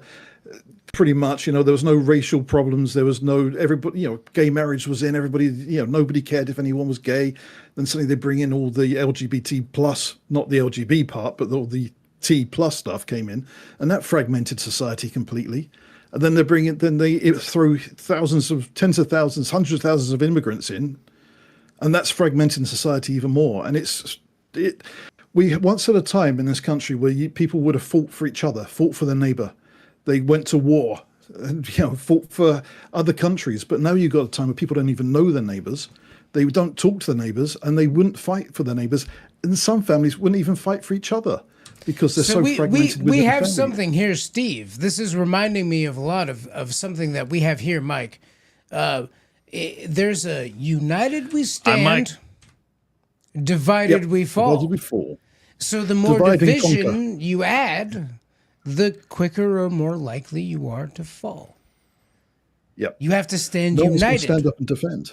There's this thing happening. I do have to step away for a second. I'm going to bring this up. There's a thing happening. You have to step away? Yes. Why? I choose to. I'm a free human being. I was born in America. I can do whatever I want. There's this thing happening in the United States where all of these beautiful Europeans, these Japanese people, all these people are coming to the United States for the World Cup. And they're assimilating into America culture while adding their own flair to it. And this uniting reminds me of this same topic, Steve, is there's people who want to come here and assimilate, and there's people that come here and they want to divide. They go, I'm me, and you should capitulate to how I feel, versus what we're seeing here in America, which is beautiful, dude.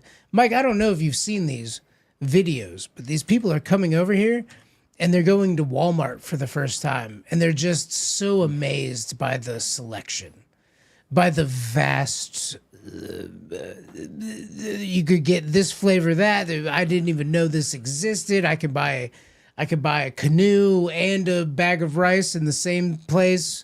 They're amazed. They're going to Buc-ee's. Does Walmart sell canoes? Yes, they do, Mike. They go to Texas Roadhouse and they get a steak and some potatoes and stuff, and they're like, oh my God, this is the most amazing thing I've ever eaten because of salt and pepper. There's all these videos coming out, which is heartwarming to all of America, I believe, of these people coming over and experiencing these things. Like, what are your thoughts on that when it comes to, so you've got all these people coming over, they come over To the UK. they get on welfare programs, and then they start waving their home country's flags, and they go, well, actually, this place sucks because of historical meh. And then versus this pride of people coming over and going, wow, how England's so amazing. Look at their architecture. And what's the difference between... Anonymous. Oh, did we get a call? Oh, have we got a call? Hello. Hello. Hi. You're on Michael and Jeremy Steal Your Podcast. Hey, I figured I'd just call 903-287-0666.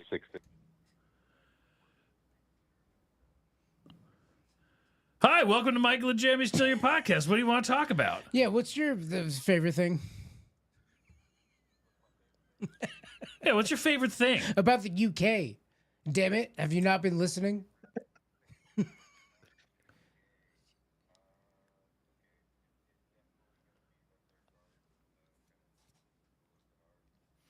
Okay. Dan and Steve, it says the guards look cooler than yours. What guards? No, tell you something, of course they can't because it's Discord and we have a phone. The phone and Discord do not communicate with each other, That's right. We can't hear that. Sorry. which is something that I remember now. But anyway, we can hear you, caller.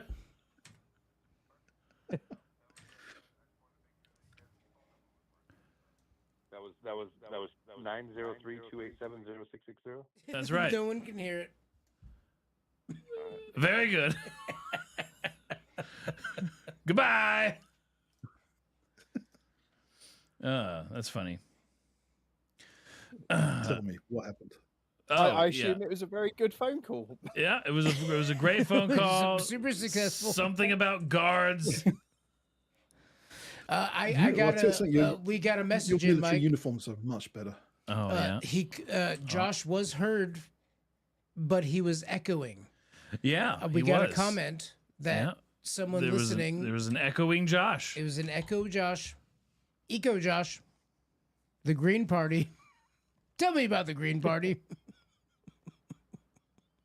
Historically, they did have a couple of ideas that were kind of sensible, like renationalizing the railway, so the government looked after it and looking after nature. But then those sort of then all became normal things that everybody started doing. So everybody started picking up their rubbish and actually recycling and things like that. So the Green Party then became a bit redundant for a while. And then they've come back with all these very extreme views, like the stuff that you buy illegally and puff and stuff like that they think that should be decriminalized, and they have these very all of weird that stuff, views. everything, even the stuff you put into your veins should be decriminalized. Just everything. Everything that you could Everything, ingest. everything, yeah. Decriminalized. Complete open borders, no borders at all. So make Just- it an absolute free country for anyone to enter. That's right. Everybody has their carbon allowance, so you can have everything to. Actually, that's also a Labour policy and a Conservative policy, I think. That carbon, one of the biggest scams in the history of scams is carbon allowances. Do we And that's have gonna be any linked to the countries that digital IDs. currently just have open borders, and whether or not that works for them? Is there an example of having Nobody has open borders working? No one has open borders. Yeah. Nobody in the world. Yeah, and I would imagine for good reason, right? Yeah. Yeah. But we have white guilt to live with. We've been told, and that's the other thing. For lots of years now, all the children in school have been told, the UK especially is the fault of everything. Everything bad in the world, it's white British people have caused that problem. Sorry, white British men have caused those problems in the world. And that seems to be such a big message that's been over the years. Then, of course, we've been told to hate the country. Yeah. Wow. Although that has changed recently in the recent 2-3 years, so not even that long, where it is now more of a case of, well, actually, people were lied to. It wasn't actually this thing. It's a bit like one of the biggest cons during Black History Month, saying that a black man invented peanut butter. He didn't. He was just very good at marketing it. So the whole George William Carver inventing peanut butter is a lie. It's a bit like that sort of thing where they're going, hang on a minute, we've been telling you lies. Let's actually tell you the real truth of the matter here. Jesus So was a white man it from has- Oxford. No, I believe it was. It goes right back to South American origins. Mike, have you Not ever Oxford. put peanut butter on your watermelon? I have never put peanut butter. Wait, is this an innuendo? Yeah. Have you ever had your dog lick it off? I I put could peanut find a butter way on a to lot make of it. things, but I've never put it on watermelon. You've never put peanut butter on watermelon? Why the living fuck would I put perfectly good peanut butter America is on a known, wonderful by itself watermelon? America is known for its ability to create combos that no one ever thought hasn't- is- before. America's also known for putting weird shit on shit. And it's delicious, Mike, like chicken on waffles. Have you done peanut butter to watermelon? Of course I have. And your I'm a charlatan. thoughts? I'm married to a black woman. Thoughts? It's delicious. It's amazing. Stupid. It's juicy and savory and salty. And Stupid. Stupid. How'd you It's get gotta to be- stay on? It must just slide off, surely. If you put peanut butter on watermelon, it's got to slide off it. Yeah. it's not a diving board. not It's gonna- watermelon. It's going to stay on it. Yeah, but it's a bit slippery, isn't it? Yeah, sure. I've got to go try some. Like Jeremy, I would imagine try it now. that the watery exterior of the watermelon, there's well, I don't know, it's very porous. Yeah. So there's a lot of It holds. surface area Yeah. in a watermelon edge. Good time. So it very well may hold. It holds. Am I gonna try peanut butter watermelon? Josh, pull a watermelon out of your fridge and some peanut butter. Show everybody how it works. Josh, peanut butter watermelon. Can We'll you? do that on the next episode. Taste test of Google that. watermelon. Okay. All right. Well, Oh, I gotta have that. so how do we fix everything? That's the question, right? How do we fix everything? Remigration, Mike. What is it? We gotta grab everyone in the middle of the night, wrap Oh. them up in blankets, and send them home. I think people who generally, who really don't want to be part of the culture, who don't come here to be British, they don't need to be here anymore. It's like, for example, if I was going to go to live in Uganda and I wanted to act like I was British the whole time and didn't want to settle in, I would expect to be kicked out. I want to follow. Yeah, if any country I'd go to, I want to follow the rules. Why would you want I to go don't to go there and say, Uganda? change the rules for me. Uganda's great. I went to Uganda for a few weeks. It's so good. So Do you cool. recommend Uganda? I would Steve recommend only Uganda. likes Uganda because he was mistaken for a celebrity. The women and the That's why he women. loves Uganda. Ah, I was the only white man. Wait. I went to a schools show. This is behind the hotel. There was a schools event that went on. All the schools from Uganda there. There was half the kids had never seen a white person, and they just thought I was Santa. oh my God! It's Sir, Thought I it's was Sir Father Christmas, David, and they just David wanted their Attenborough's pictures here. taken with me, and they just kept shouting Santa and running over to me. It was good fun. It's Freddie Mercury. 9 months before, they were calling you Father Christmas, and then 9 months later, they're like, "Where's my father?" Turn up. They got me on a wanted poster somewhere. Their skin is so smilky, smooth, smoky. Smilky They smooth. wanted to they wanted to touch my hair all the time. It's like, what is that? Where is it? Well, we have been blessed as white people. We're the only people in the world that have different color hair than just like straight black. We don't have black hair. We're like the only ones that have that. I've got super black hair. Oh man, that's talking about people. And another thing, go back to our topic of just annoying everybody.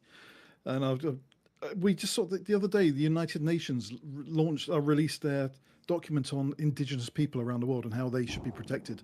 And all Indigenous people are entitled to their country and entitled to live in their country without any interference and without people taking over their country. The only people not included on that list of Indigenous people are white people.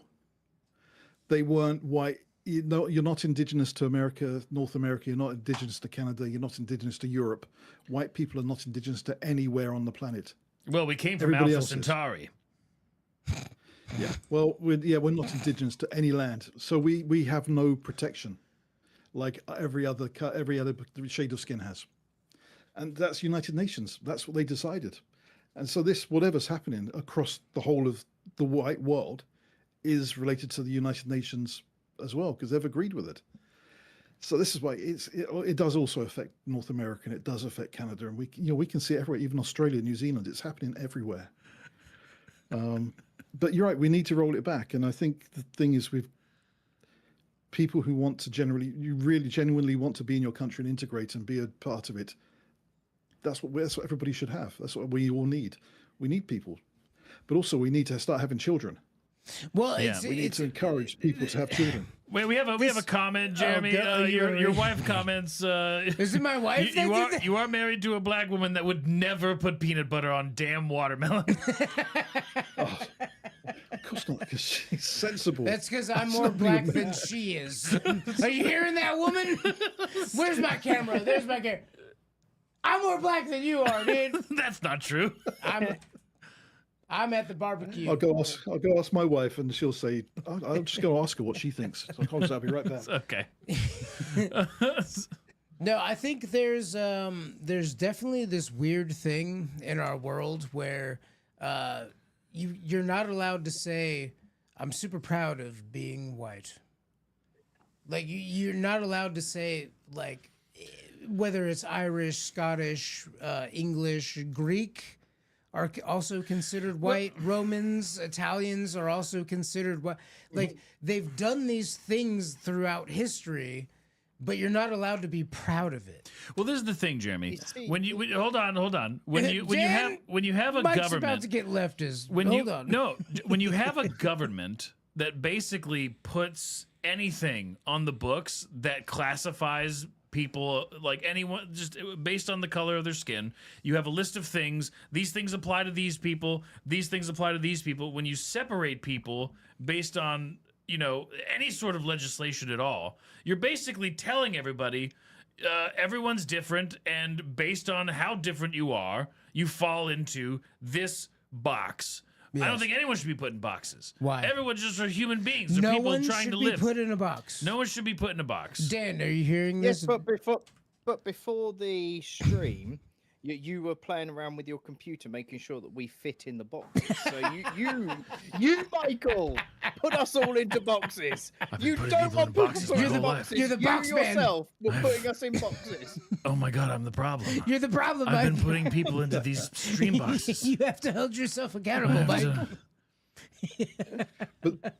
But yeah, that's the thing, isn't it? Everybody's sort of told that we're all the same. Everybody's the same. Treat everybody the same. All cultures But we're are not. equal. We're all very different.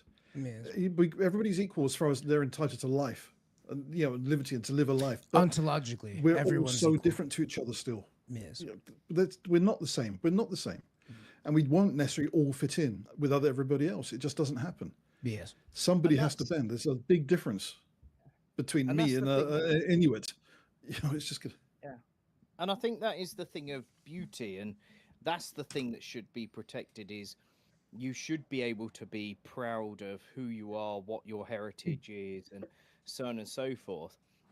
And everybody being different is a great thing. It is, and I think this is part of the reason why, at the moment in the UK, there are lots of people uniting now to be like, hang on a minute, there's this one group of extremist people that are coming over and want to change everything to suit them. That's not right, because the thing that was always one of our great things about the country was people from different backgrounds coming together, and people from other backgrounds that weren't British coming in, doing that thing that you were saying about, Jeremy, with people in the World Cup going to Walmart and being amazed. Those people coming in going, wow, isn't Britain great? Isn't it a great Yes. place to be and live in and work in? And then you've got this one group who are going, yeah, we're over here to exploit you and take advantage of you. And we're also going to take over because we don't like your rules. We want you to all obey our rules because we don't like your rules. And we're coming over here to do that. And I think that is why you've got this divide now happening, where you've got a group coming in going, yeah, we don't like this place. Yeah, that's all Well, I want to say think on they're that. using. But they also don't like where they came from. No, they do. That's the trick. I think Yeah. that's the trick. It wants- Is Well, then why don't they just go back there? it's the trick Because they want because to take over the world. They say a lot of people. You've seen the interviews on the streets, and they will say that their whole thing is Islam is going to eventually take over the world. Yes. And you do that by repopulating. That's the jihad by population. So you just have more children. You have more children, you take over the system, you become an Islamic country. It's happened. It'll happen again. It's unless happened something's done. 50 times. Yeah, Yes. it keeps To happening. 50 countries. And I will say again that we said 57 earlier, just for that we countries. are just talking about the extremist people, not the whole. Yes. Yeah. of those, yeah. Well, so I've gotten into these debates before on my own. I'm separate from Michael and Jeremy Studio podcast when I do these. But what I hear most often, Well, we know that you travel a lot, and I'm sure your wife is well aware that you do a lot of debates by yourself. I love debating. He's a master. I'm a master of it. Yeah. Mostly in the shower. I've added lotion to the routine. And you know, it's funny because Jeremy takes cold showers as a form of it's a training. Repentance. He's training himself. Repentance. I've created my own It's orthodoxy. conditioning. You're conditioning yourself. Yes. Yeah. I rub myself in conditioner. I love it. It's so smooth. Yeah. You know what else is smooth? Go to dungeonstudios.co to peruse the various soaps. They got candles coming out one time, probably. And Dungeons and Dragons modules. it's dungeonstudios.co. Hey, we haven't done this in a long time, Mike. Grab one of those bottles of Silk City hot sauce. Oh, are we still doing that? I don't know. They might pay us one day. Hey, grab one of those bottles of Silk City hot sauce, Mike. Check that out. What is this one? Is this our favorite? Psychic Bigfoot. Psychic Bigfoot. Perfect blend of sweet and heat. Go to silkcityhotsauce.com and get yourself a bottle today. Promo code MJ. Steal. Promo code Steal. Steal. STEAL. Because we're Michael and Jeremy Steal Your podcast. It doesn't matter. Hey, Cartridge and Quest, welcome to the live stream. Hey, guys. Hey, you ever heard of Silk City hot sauce? So is nobody else. But if you buy it, they'll keep the money and you'll still get a discount and we'll get nothing. So go ahead and do it. Yeah, it's actually really good hot sauce. It is really good hot sauce. They don't pay us, though, any money whatsoever. Steve, if you're doing what I think you're doing, please keep doing it. Thank you. Yeah, I'm seeing if they will send any over here. I like hot sauce. Excellent. It's You like hot really sauce? good hot sauce. We'll send you Love hot sauce. promo code STEAL, 20% off. We won't get a dime, but they will. I'm gonna call him. Be like, Call Jeff. Where's Jeff at? Yeah. Get him on the live Get him on the stream. line. Josh, get a hold of Jeff. And make sure he's super echoey and no one can hear him. No one can hear him on Discord. It is crazy hearing all these tensions of stuff that's happening. And Steve, I really relate to you. Me and Mike, we try to stay off of politics as much as we can, like stay neutral. But we do have like differing opinions about things going on in the world. No, we don't. Mike hates guns and loves trans. It's his favorite thing. I love. You know, my boss at work, I say my boss has got a completely different view, but we can discuss it because we're both men in their 50s. Yeah, well, we can we're discuss about without falling 3 out. weeks away from Michelle and Jeremy Steal Your podcast. So, I love transmissions.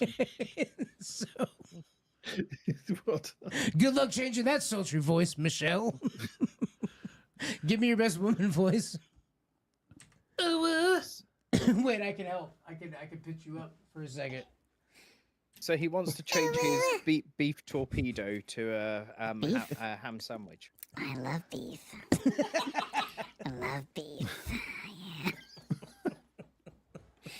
Big old smoky sausage. Hey, Michelle, what's your biggest worry about what's going on in the UK right now? Not enough dicks. It's not as many as I'd like. I'd prefer there to be more. Does that help? All right, come back to us, Michael. It's okay. Oh my god. Oh, we broke Dan. Nice. Well, I think we're getting close to calling it. No, we got to talk about. All right, so we've got Cartridge and Quest in here. Guys, call in. Ask that you've got literal Brits right now that you could talk to and ask them questions. Well, I mean, we'll ask them for you. Oh, but yeah, right. We have to communicate. Oh, damn it, Josh! What's going on, dude? It's just them listening to silence while we talk to someone on the How phone. come we can't have our guests hear our phone-in callers? That's crazy. Because the Discord and the phone don't communicate with each other. Well, there's got to be a bridge, guys. There's got to be a bridge. We have to figure this out. Michelle, Let's build the bridge. We're gonna build a bridge. what are we gonna build it with, Michelle? We're gonna build it with, I don't know, like mortar and bricks, I guess. Women know nothing about construction. I hate this. some cables. Josh, figure it out. Mike, actually, today, you should know this. We were going to give, this is a good shout out. Josh has officially joined onto the group. He's going to be in the company. We're going to give him some stake in the company. I said we should give him 15. Mike said 10. After today, Mike whispered to me earlier, he goes, 8. We should do 8%. I didn't say that. No, I didn't. He did. I didn't. He winked at me too. He went like this. He went, Josh, put in a winky noise when I do that. Or it'll go to 7. Wow, your winks are weird, dude. I have weird winks. I'm a weird winker. Jeremy's So a we've weird winker. Jerry's got such squinty eyes. I'm a squinty boy. It's because his eyes are blue like the ocean, so the light gets in it and just makes him have to squint everywhere he goes. Swim in it. Yeah. I'm pretty squinty too. Yeah. Yeah. But you're a doe-eyed boy. Zoom in. Go into Ozbot. You're going to zoom in on my own zoom face? in. Hey, guys, check this out. It's going to make you laugh. Wait. Is this... There we go. There you go. Give him the Glasgow smile. Hi. Doesn't he look Scottish? Hi there. Do people like this? He does. Just needs to be a little bit more ginger, that's all. A little more ginger, but doesn't he look He's got much more of a European face than I do. Yes. Yeah? Yeah. Wow. Yeah, I fucking Yeah, like you could fit in, Mike. You could fit in over here. Well, actually, you couldn't really. Not at the moment. You wouldn't be allowed in. Well, You right. Well, no, he's lefty. I can no, get they in love there. it. I can get in there. What was that? Yeah. Just like referees and supporters of the World Cup aren't allowed in. Hey, do I look European? Mike, zoom in into my face. Why are you making me do this? Hey guys, it's live stream. We got nothing to lose. Hey, it's me, your good friend, your good pal Jeremy. I'm here to talk to you guys. I respect your country.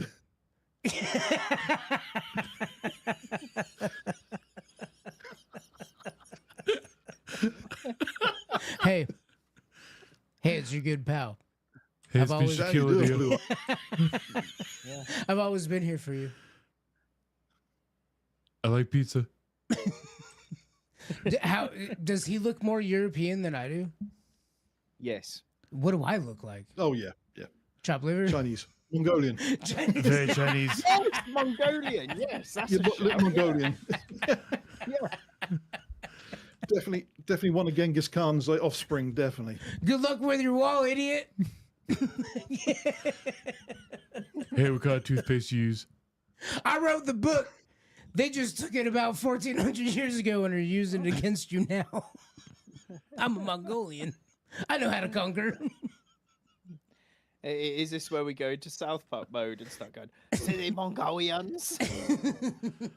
It's shitty walk. Shitty walk. Shitty walk. Go to shitty walk. I'm just now coming to realization in real time that the Mongolians taught the Arabs how to conquer you. What? They wrote the book, dude. They're like slowly conquer. They did it. They did it to you, dude. They're doing it to us too, Mike. What, me? Right now? Not here. We have a cool governor, but someplace. He hates Disney. Yep. Not a fan. Not a fan. Oh well, yeah. Disney load nutters, aren't they? Yeah. Well, And Disney are getting rid of artists and using a lot of AI. So, Disney are the dogs. worst out there. I mean, I can't lie, dude. So I have all these feelings about the parks. I understand they let me down on Star Wars. They let me down on all of the things that I love. But it's so fun to go to a theme park. Disney and Universal is so fun. It's just fun. The food I is hate the good. lines though. The lines suck, but the food is good. Like the Food's architecture. expensive. Yeah, but it's good. It's good. Everything is good and it's fun. And like the architecture is perfect. The theming, I like it all. I'm not gonna lie. I've one of never those seen guys. Harry Potter World. I've never seen it. Hey, Josh, superimpose Hava Nagila as I talk He about Disney. doesn't do the editing, Jeremy. I do the editing. You say Michael. Hey, you say Michael, do this. Why don't I have a button that's like shabuba beep beep boop beep boop boop doop? Tell me what button you want. I'll give you whatever button you want. I love it. I think going to theme parks is awesome. I like Harry Potter because of the theme parks more than the movies. Oh yeah. It's great. You get Me to and my wave a cam- little wand Hold on. around and stuff happens. It's awesome. Yeah. You see, as a child who was a child during the time of Harry Potter coming out as books and films, I used to love it. I've recently rewatched it as an adult, and I don't know if this is because of my day job, but I absolutely despise the films because it's just loads of irritating kids just going, Wingardium Leviosa. Well, it's Star And Wars. I actually root for Voldemort the whole time. You know, I'm like, go on, Gotta get these annoying kids, Voldemort. Yeah. You gotta get them. Me too. I'm like, just finish your purpose, dude. Come on. You were born for this. All right. What else, Jeremy? Well, no, I've so Harry Potter. That's interesting as well. My Is wife. this a thing where if the live stream ends, you don't exist anymore? Is that what's happening? What? If the live stream ends, you no longer exist, and you're Well, yeah. trying to prevent it from stopping. Hey, you guys got 24 more hours. We can hang out. I don't want to die yet. Oh, what the best way to spend the last hours of your life with us. God, that's awful. Pray for death. It's amazing for us. So, Mike, if you're trying to wrap things up, I want to hear about Prince Harry's wiener. oh, the frostbite, Yeah. the frostbite's. How'd that happen? You guys know about Well, this? some Hey, gargoyle. you guys hear No, about I've never heard this? of it. Prince Harry's wiener? He's No, got a it- schminkle? My word. the notes that you sent, I read it and went, wait, what? See, remember, our news is censored over here. We wouldn't hear that. He got It's frostbite. also because Prince Harry's the one that we no longer care We don't about. talk about, yeah. He's not even a prince anymore. He's It's- just Harry. Mike, Him and Andrew are like that. Mike, you know he's not a prince anymore because he married a half black. That's She's not. not half black. She's as black as I am. I don't think that's what. She's I a don't quarter think that's black. correct. She's a quarter black. But I don't think that's why. Megan. He's football, yeah. I think it's because he moved. Didn't he? Does he move? Did he move to America? I think he's in America. So, How I try to support him. It's Undesirable. basically he married her and then made loads of accusations which were later proved to be false and inaccurate about his own family, and then she forced him to stop going to engagements and doing things. So they basically went, well, if you don't want to act like a royal, then you don't have to be anymore. Bye. so you can just cut him out, just erase his name off of the ledger. Yep. And that was his own dad that did that. Calling a butler Wait, to open up the scroll. So what if? Oh my God! Erase this. So you guys know, like how in Parliament you have that one guy that's like, no, shut the door, don't let that guy in, and then you have to do this whole fake thing where he's like, I'm the Black Hand or whatever, and you Black must Lord. let me. I demand to be let in. It's gonna be Harry one day, and he's gonna be holding the dude. He's gonna be unconscious in his arms. And he's gonna be like, ha, I'm back. He's gonna look just like Well, this. she's- He's gonna look just like this. if Harry does have frostbites on his wiener, then he would have a black rod, I guess. Oh, that's a black So we'd be rod. looking for that. A black rod? Ah, Jimmy, hit the button on that one. Black rod. That's funny. Get it, his wiener got frostbite.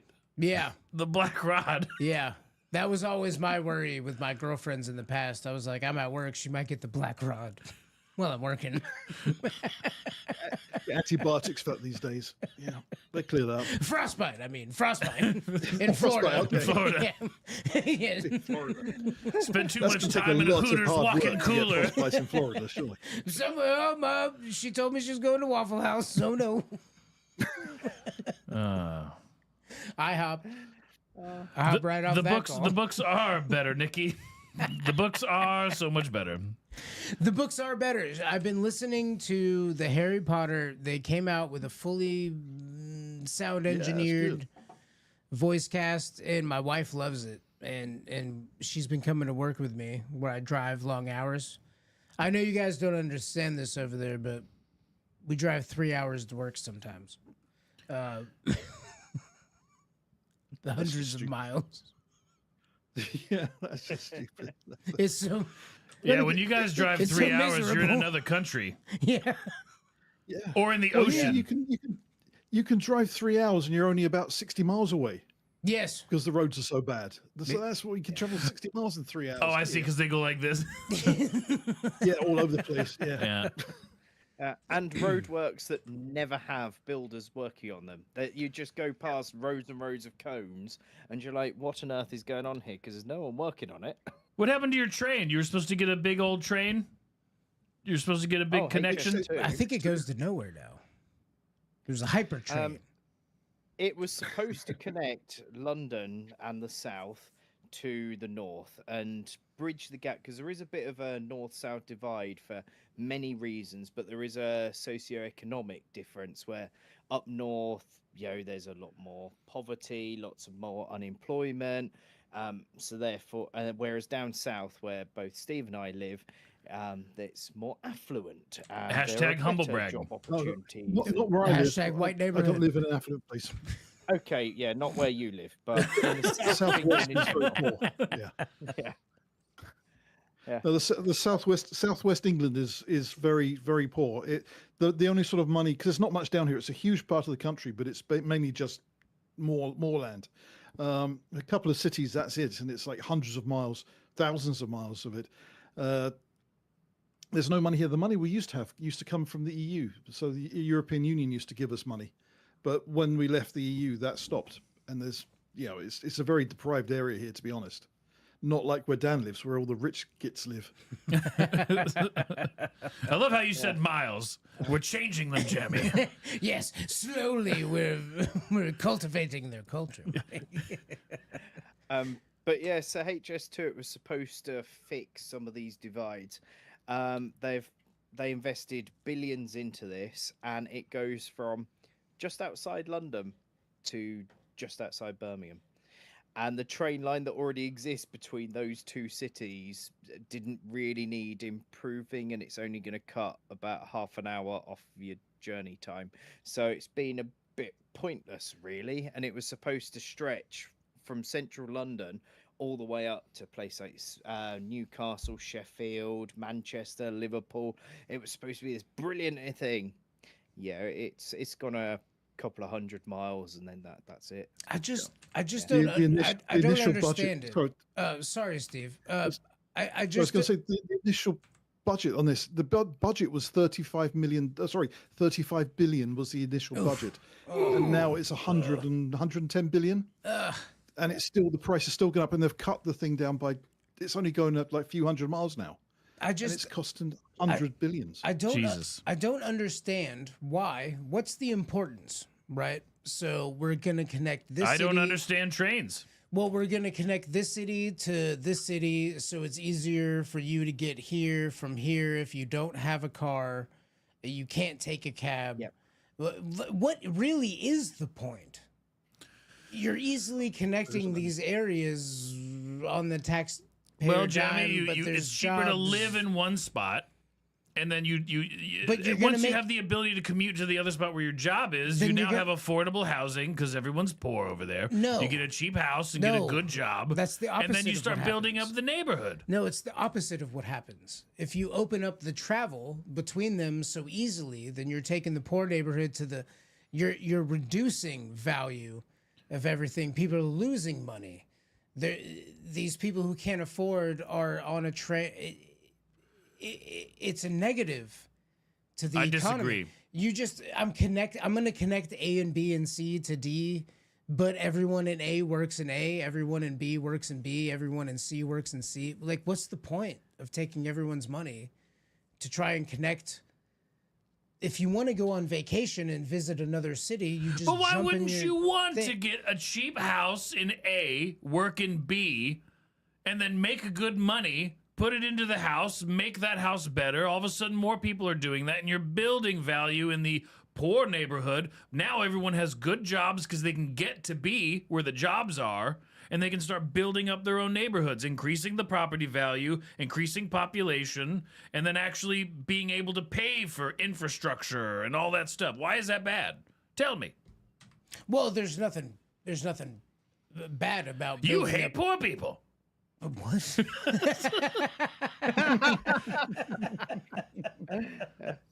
I think I don't know if I can speak for everyone, but I think I might be the only person who was homeless on this podcast. Nope, I lived in a shed for 6 months. That you paid for. No. But you had a home? It You had a bed? it was a couch in a shed. Oh, okay. But so sure. No, what I'm saying is, what's the purpose of hyper transportation from one Transportation. Yeah, hypertrans. Hypertrans. They're going to be the new third gender where they're both. At the I same think time.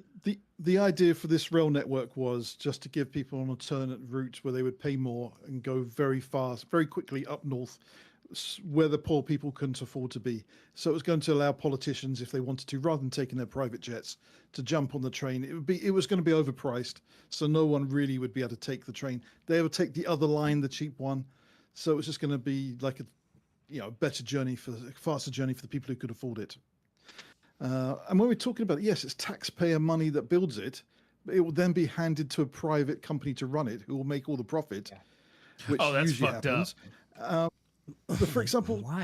the train, if you were taking a train from where Dan lives, Dan lives about, what, 40 miles from London? 50 miles? It's not far. Yeah, about that, yeah. So about 40, 50 miles from London. If you take a train from where Dan lives into London where you get a job, where it's easy to commute, that's going to cost you the equivalent to $10,000 a year just in your train ticket. And to answer your question, driving Jeremy, the 40 reason miles. that it sucks is because if you're paying for the rail, you're not entitled to a return on investment. What do you mean? Nothing comes back to the population. Yeah, you're not entitled, Jeremy. I feel like you would be a little bit. Entitled for what? The taxpayer money is paying for essentially public transportation that they can't then afford because they're going to give it to a private company who only wants to make money off of the people. So you're paying double into it at that point. You're paying the government to build the fucking thing, and then you're paying another company to let you use it, and you're not getting anything back. You're not getting a cheap version worse than of that, Michael. transportation. Michael, it's worse than that. It's actually worse Yes. than that. What Yes. usually happens is the government then subsidize it. So they also then give the private companies billions of pounds on top to subsidize out of taxpayers' money. That's horrible. So not only do they take billions in subsidies on top of all that, so even more money goes from the country to the businesses. I And that's hate what that. happens. Why all this is the stuff? government in control of it And at all? in on the top first place? of that, you've got Network Rail, who are the ones that actually maintain the railway lines, Yes. who are actually paid for and funded by the government and therefore the taxpayers. The taxpayer. Yes. Yeah. So the company who's making the profit doesn't even have to pay for the infrastructure and to maintain it. There's no cost. It's just profit. Government That's horrible. subsidized everything. Yeah. Socialism. Well, it's like this. Communism. It's like this. The company that's told to convince the government to put the spyware on our phones so they can spy on everything. Apparently, the contract's worth like something like £2 billion a year. And the companies that are now doing the digital IDs, it's become billions and billions of pounds is going to these companies to identify how old you are. People, again, it's all taxpayer money that's just disappearing. And we're getting grocery stores that scan your face, and then they know how much money you make, and then they change the prices of all the items that are in front of you. They got these little digital tags that have the price of bread. You walk past it, and all of a sudden the price goes up by like 50 cents, and you're like, "What the fuck?" Now I've heard of this. I haven't seen it in practice, and I travel all the time. Yeah. I haven't seen it in practice, but what I have seen is you can walk into an airport and stand in a certain area, and it scans you.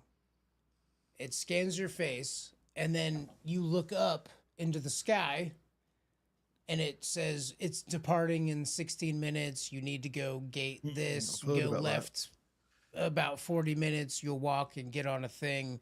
So it gives you custom Individually, information I'm based standing- on you. I'm standing next to 20 people, and we're all seeing a different thing. How are you Yeah, seeing that's something crazy. different? It's where you stand. They have it marked on the ground. You walk up and you stand, and Oh. what you see, So it's a polarization effect where they a change. polarization effect. Yes, they Okay. can. So the guy next Well, to me is seeing lenticular, his isn't it? flight, Yeah. Yeah, and I'm yeah. seeing my flight. Yeah. This thing is a real thing that's happening. Yes, which I think that's actually more scary than kind of most of this stuff. Yeah. To be honest. Well, we've also got now the facial recognition systems that are going through, because we had the protest the other day. Well, it wasn't a protest; it was a meet and greet in London, but apparently it was far right. But they had all the police systems were it was facial recognition. They were arresting people because the computers said so. Does the right So they were just picking protest people out. ever? We don't usually. I know I just put myself in a corner. Sorry, Josh. They don't usually. No. They usually do vigils. Vigils. They go like, "I'm so they do sorry." parades. Yeah, I'm so sorry you died, and also here's a balloon. So thoughts and prayers. Thoughts and prayers. Oh, let me pick this up. That's the right. Somebody threw this on the ground. Let me pick it up and put it in a trash can. I'm so sorry. Yeah. And I think that's another thing here, of course, is it's like you were saying about the two-tier policing. The left will protest, and they can protest violently. They can be out there with machetes and just be told to put their weapons away. Whereas, the right go out there, or the so-called right, and then the police are heavy-handed. They'll get arrested for doing absolutely nothing, just for holding the flag up. They can get arrested. But yeah, the left can carry machetes and get away with it. And we see again, we got video of this. I've seen it. People will say, well, it's all right-wing propaganda, but it's video. It's what's happening, which is why they want to censor social media, because they don't want anyone to see this stuff. Why they don't want kids to see it. You don't want kids to see what's really happening. They've said they're going to lower the age of voting for children, for the young people, to 16 from 18. But they're going to be banned from looking at social media. And now I was just reading today that academics are saying ban it for 18-year-olds as well. So they don't want them to even see any social media or other news sources. And again, that's a real worry. Next thing they'll be doing is burning books in the street. I think anyone who's 18, if you're old enough to go into your military for wherever you live, like if you're old enough to be in the military, you're a man or a lady. You have the ability to do all things adults can, and shouldn't be regulated like anyone based on age at that point. That's my opinion. Yeah. So you should be able to talk to those people who are also 18 years old and go, "Hey, here's an alternative opinion." Yeah. I mean, here you can get married at 16. You don't even have to I don't think need to get parental permission at 16. I think you can just get married. So they're saying you can't look at social media, but you can get married and join the army. Wow, the UK's weird. But, yeah. The UK's Not going to deny it. Yeah, you guys are weird and funky. I well, like it. it's right. Like we want to stay away from this white idea. But But that's what they're everyone really- seems to be. You can't say it. Yeah. And the thing is, like I say, my wife is black. My kids are mixed. But I'm still proud about being white. And There's nothing wrong. That'll get you cancelled. That could get me fired probably by saying that. But what have I got to be ashamed of? I haven't done anything. Except build everything. I've never broken a law. What? Except build everything. What is that? Bring fresh water to the world. Personally, I've not done anything. Illegal Steve in my did life. that? Why have I got to be ashamed? If we're gonna go black and white or brown or yellow or whatever the fuck you want to do, then yeah. But it's I don't want to do any of that. but it's No, they did. I just want to be happy. They did. You deserve happiness. What's wrong with being proud of being? Is it right? Hey, Mike. Yeah. Hey, Mike. Is it okay to be proud of being black? I think anyone should be proud of anything that they are. Is it? I think. Well, it depends because pride can be a sin, right? Sure. It's one of the It's the number one. seven It's deadly the biggest sins. one. Is pride. Yes. And it's thrown around in that sort of space, right? So- like the way that pride can be bad Yeah. is weaponizing it in any way, shape, or form. So how about this? This is a better way to ask it. Are you ashamed of being white? Am I ashamed of being white? Yes. No. Should you be ashamed of being black? No. Should you be ashamed of being brown? No. Should you be ashamed I of feel like being Definitely not. If anything, you should be the most proud. You're doing the best. Wink, Josh. Wink. It's Schling. Josh bringing in the wink. It's just gonna be all fart sounds because I'm the one who's editing You're the it. one who's gonna do it. Yeah. It's every time. There's this problem with being proud of being white, which I think they always attribute it to fascism, Nazism. The N-word. Oh, the N-word, the N-word, the F-word, the S-word. They're always associating it with these things. And man, they've done some good stuff on this planet. And I don't think you should be wrong about going, I'm so glad that we were around to build that thing. Yep. I don't think there's if any you problem look at- with that. I mean, we're saying that, but okay, yes, white people did bad things, but if I remember rightly, in China, the Communist Revolution resulted in millions of people dying by the hands of Chinese people. Man. The Japanese tortured the Chinese for generations. And we don't hate them. There's been the death. Korea was one of the biggest slave nations in the planet. In there fighting each other. The Africans are still selling their own people as slaves to Arabs. Who Yes, are still, and they're allowed to also They're still stand up. castrating. They're still castrating their slaves. They're allowed to none of them still are stand white. up and say, I'm proud to be Korean, I'm proud to be African, I'm proud to be whatever, and I'm behind you. I'm like, yeah, do that. Yeah. Be proud. But understand the Even though implications. you're still doing atrocities, but I still think that you're allowed to say, I'm proud of being the thing that I am. Because you're not doing those atrocities. Nope, I'm a good boy. You're eating hot sauce. I hate hot sauce. I'm getting Taco Bell after this. I'm hungry. I'm going to get Taco Bell on my way home, and I don't care if the world knows it. But they apparently, when you're walking around, you're allowed to say, I'm proud to be everything except for what I am. White, male, and straight. Right. You're just three not worst allowed. things you can be on the planet. Right. It's like everything else I is love being those acceptable. things. Yeah, but Mike, say it. Declarative, right into the camera. I'm white. I'm not gay, and I'm happy. I'm a happy guy. No, you're proud. I'm proud of Say being. you're proud of your race, Mike. Say you're proud of your race, Mike. Hey, white people, I'm proud of you.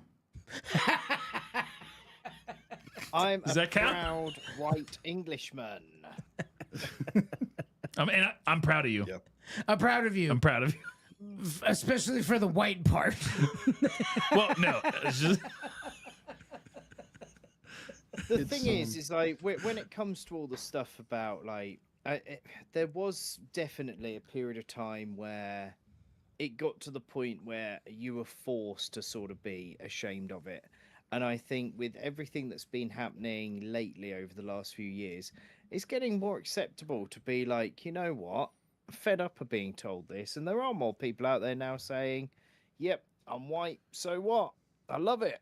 And there's less persecution for it than there was a few years ago. I think it is slowly healing. And the thing is, I know as well, my viewpoint does come from the fact that I grew up in the countryside where it was a case of if you saw somebody who was non-white, you'd be like, who are they?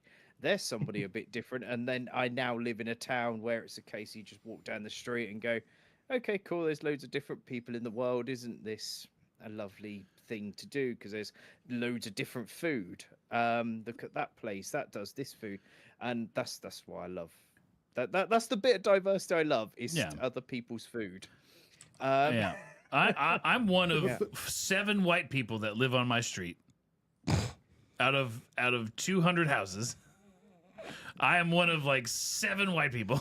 You know, I find it so hilarious though too, Dan, just to go off your point, is like, well, you don't need 60% Indian people moving into your little tiny neighborhood to enjoy a butter chicken. Like, you can still make butter chicken, dude. Dude, I'd love to get some lamb sog now. Like, the I'd internet love some exists. lamb sog. There's some net positive immigrants that have made awesome restaurants. Like, you don't need. I love curry. That's a big British thing. You guys love curry too, Yeah, huh? everyone loves curry. You don't need to change the entire demographic of your city to enjoy curry. That's right. You can still just enjoy curry. Yep. That's not mixed with a toe. Only if you want it to be. That's not someone cutting a chicken's head off on your curb. Have you seen the one? Like, there's a if I find it later, I'll send it to you. Yes. But there is the one where there is a guy who has a ridiculously long toenail. Yeah. And he's cutting things with his toenail and chopping up bits of food with his toenail and putting into the dish. Cultural enrichment. And guess what? He's probably proud. He's probably proud of that. And so is he's the government. He's making a lot of money on the internet. Parliament's super happy about it. They love toenails. Contributing member of society for sure. British person, your toenail better be under 4 inches. Him, 8.5, curved. They love it. They love Yeah, curved it toenails. starts to curve in on itself at one point, doesn't it? Cut it off, wear it around your neck. So the last thing I wanted to do, I know, Mike, you're trying to jump off. The last thing I wanted to do, I wanted to bring up, there's a very heartwarming thing happening in the United States right now.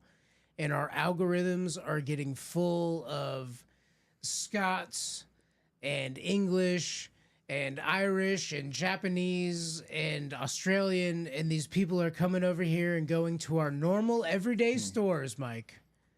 Our Raising Cane's, our Waffle Houses, our Costco's. Our Taco Bells? Our Taco Bells. They love Taco Bell. And they're showing up and making these videos of "We've been lied to. America's awesome." Have you guys seen these videos coming out? I have seen those. I've also seen the ones where there's lots of European people that are like, wow, drinking culture over here is nowhere near as good as it is in Europe. I've seen those videos as well, where places are not prepared for the sheer amount of alcohol that's going to be served. Yeah. We discussed that earlier in the week, Jeremy. I sent you a link to one, and then and I'm also seeing the videos where you've been introduced by the Scots in Boston. I think they're in Boston at the moment. Have introduced you to a very British drinking tradition of traffic cones on the top of statues. Yeah, I saw that. Yeah. Nice. I think I can context clues that one. Yeah. You basically, you're coming home from the pub. You've got your kebab in one hand.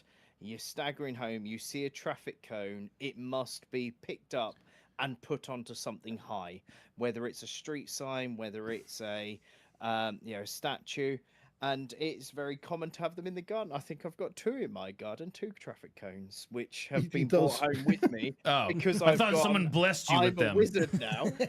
So I've got a kebab in a hand going, I'm a wizard now. And then I've got home. Then the next one I've gone, why have I got a traffic cone in the garden? But, yeah. I love that journey for you. Well, I can tell you as an American, I'm very happy that they're just throwing the cones on them and not tearing them down to delete them from history forever. Yes. Just throw a cone on it. Like, I like that. yeah, definitely. Yeah. Yeah, it's definitely it's much better than tearing them down and pushing them into the rivers, just so you don't have to. Just pretend it never happened. Oh, well, it is history. Who cares? I really do miss that statue we'll of just Saddam rewrite it. Hussein. But it's Yeah. fine CIA because you won't angel. get those lunatics over there, because it seems that the all of those people don't tend to support our national team anyway, and they don't seem to watch football or take part in sporting events because they're too busy at the weekends when sporting events are happening, marching in London, telling people, well, false news, going, we should stop caring about our country and care about other things. So they're too busy to, so you've got the normal people. But also you've got a great line of defence at your airports, which tend to throw everybody out who just doesn't quite fit in, which is great. If you're looking bad, you're not going to be let in. And I think it's pretty strict anybody trying to get in. Brightly my daughter coloured went hair, to nose ring. Yeah. They're usually my daughter the went to the common sign. States. My daughter went to the States last year for a few weeks, and she met these girls who were because one of them had a PS5 with her. They thought that she wasn't going to come back, and they kept him in custody for like 48 hours before sending him back to the UK. And that was kind of weird, just because they were carrying a PS5. So they weren't allowed into the States either. They were deported. What, she came over here to game? Get her out of here. No, She's well, supposed she to came spend money. over to live to be with friends for 6 weeks. But she said that they did body cavity searches and everything because she had a PS5. Hell yeah. Said it was the worst time of her life. Was she hot? And it's like, yeah, apparently, yeah. That's TSA's freaky, man. TSA, Yeah. TOS.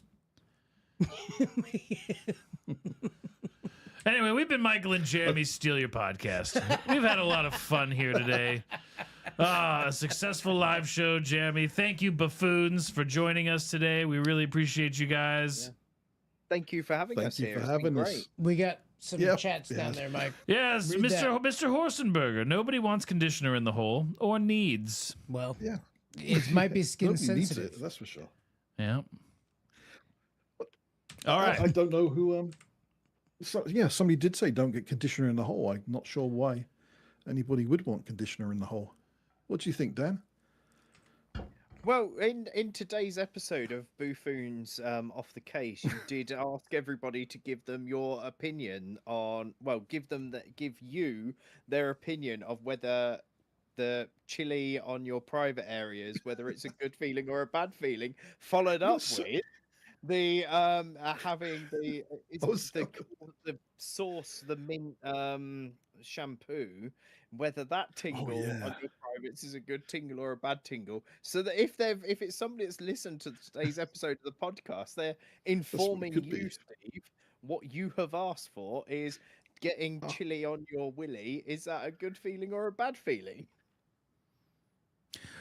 Or it was because the Cartridge and Quest guys had commented, "Don't get conditioner in the hole." Oh, that's probably because they also said, "Hey, I heard of Boo Foons." Probably. I actually prefer to tickle nice. by tingle down there when it gets. What, mint or with chili? Which is the best one? I like menthol. I like the minty. Menthol, yeah. Yes. Get it off my wiener. Get it off. Get it out want of it here. all Don't you over- come close well- to my wiener with that. We don't have to bring it up again, but I have protection. Is another thing. If you have protection, Natural Mike. protection. I got natural protection.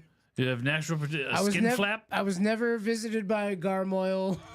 I have natural protection I against see. mint. Yeah. You have Yep. you have a Yes. shield. I have a sheath. Yeah. One keeps a That's sword in a evolution. sheath. That's why it's there. Anyway, we've had a lot of fun here today. Also, the invaders to the UK, cheers, also have sheaths. Not many. Okay. Only for the don't, daggers. because, They with don't. the- Around their Um, necks. Christianity is the only of the three Abrahamic religions that doesn't just chop it off when you're a baby. Yeah, they have respect for the baby rights. Mike, do you like baby rights? Don't tattoo your babies. You heard it here. Don't give babies If tattoos. there's any that's it. Any positive messages of the day? Don't touch babies. No. Don't even look at them. Don't give him shellfish. Yep. No tattoos. Don't give him shellfish. Definitely don't give them honey because of botulism. Meat and dairy. Botulism. Botulism. Peanut butter. Word of the day. Botulism. All right. Well, hey, everybody, if you're still watching, make sure you check out Monday's episode. We are stealing the Overdue podcast. We returned a book. That's right. I take it that episode has been long overdue for filming. But Hold on, I Cut him got out. something for that, Mike. yeah. Well deserved, Dan. All right. Wait, I got another one. Yeah. That's the sound of a lorry. 2008 Lori. We still can't hear that. Oh, they can't hear it. Oh, they can't hear the I board? couldn't hear a thing. Oh. Oh no. The only sound effect we've heard is when you changed Michael's voice earlier to make him into Michelle. Oh. What, like this? I want you to get your sticky little fingers all over me with that cool gel. Hey, robot. Yeah, that's stupid. So they can't answer the Arnold question and stuff again? No. I want to do that. No, you can't. No, they've already answered. Which question? Who's better, Arnold Schwarzenegger or Sylvester Stallone? You guys answered that, right? Oh, yeah, we did. Yeah. You can't do it again. Yeah, but how do you feel now? It's got to be Stallone. Yeah, Sly. Maybe we should. Ask you. It doesn't I did what I had to count. do to win, but somebody wouldn't let us win. Did you hear that? Yeah, I heard that. Yeah, that's Did you hear it. this Oh. one? Who are they to protest me, huh? Who are they? Unless they've been me and been there and know what the hell they're yelling about. Oh, I love that film. That's the best. Anyway, Hey, you know how Mike is feeling right now? we still have a skit to do. This is how Mike is feeling right now. Damn it.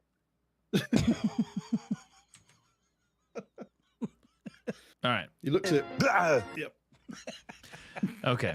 All right, everybody. Thank you for tuning in to our live stream, and we will hit you up in 2 weeks for another live stream after the heist. Michael and Jeremy Steal Your Podcast. Check us out. You guys rule. Thank you for being with us. Yeah. Yeah, thank you for having us. You guys have become one. Okay. Oh no, I don't want that. It was a horrible monster is what that was. And to all It's the most- epileptic viewers, press your buttons now.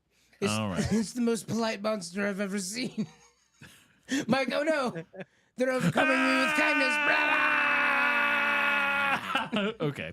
All right, everybody. I love you. Goodbye. Jeremy, I love you. I love you too, buddy. Give me it. All I do is win, win, win, no matter what. All right. Bye, guys. Love you. Love you guys.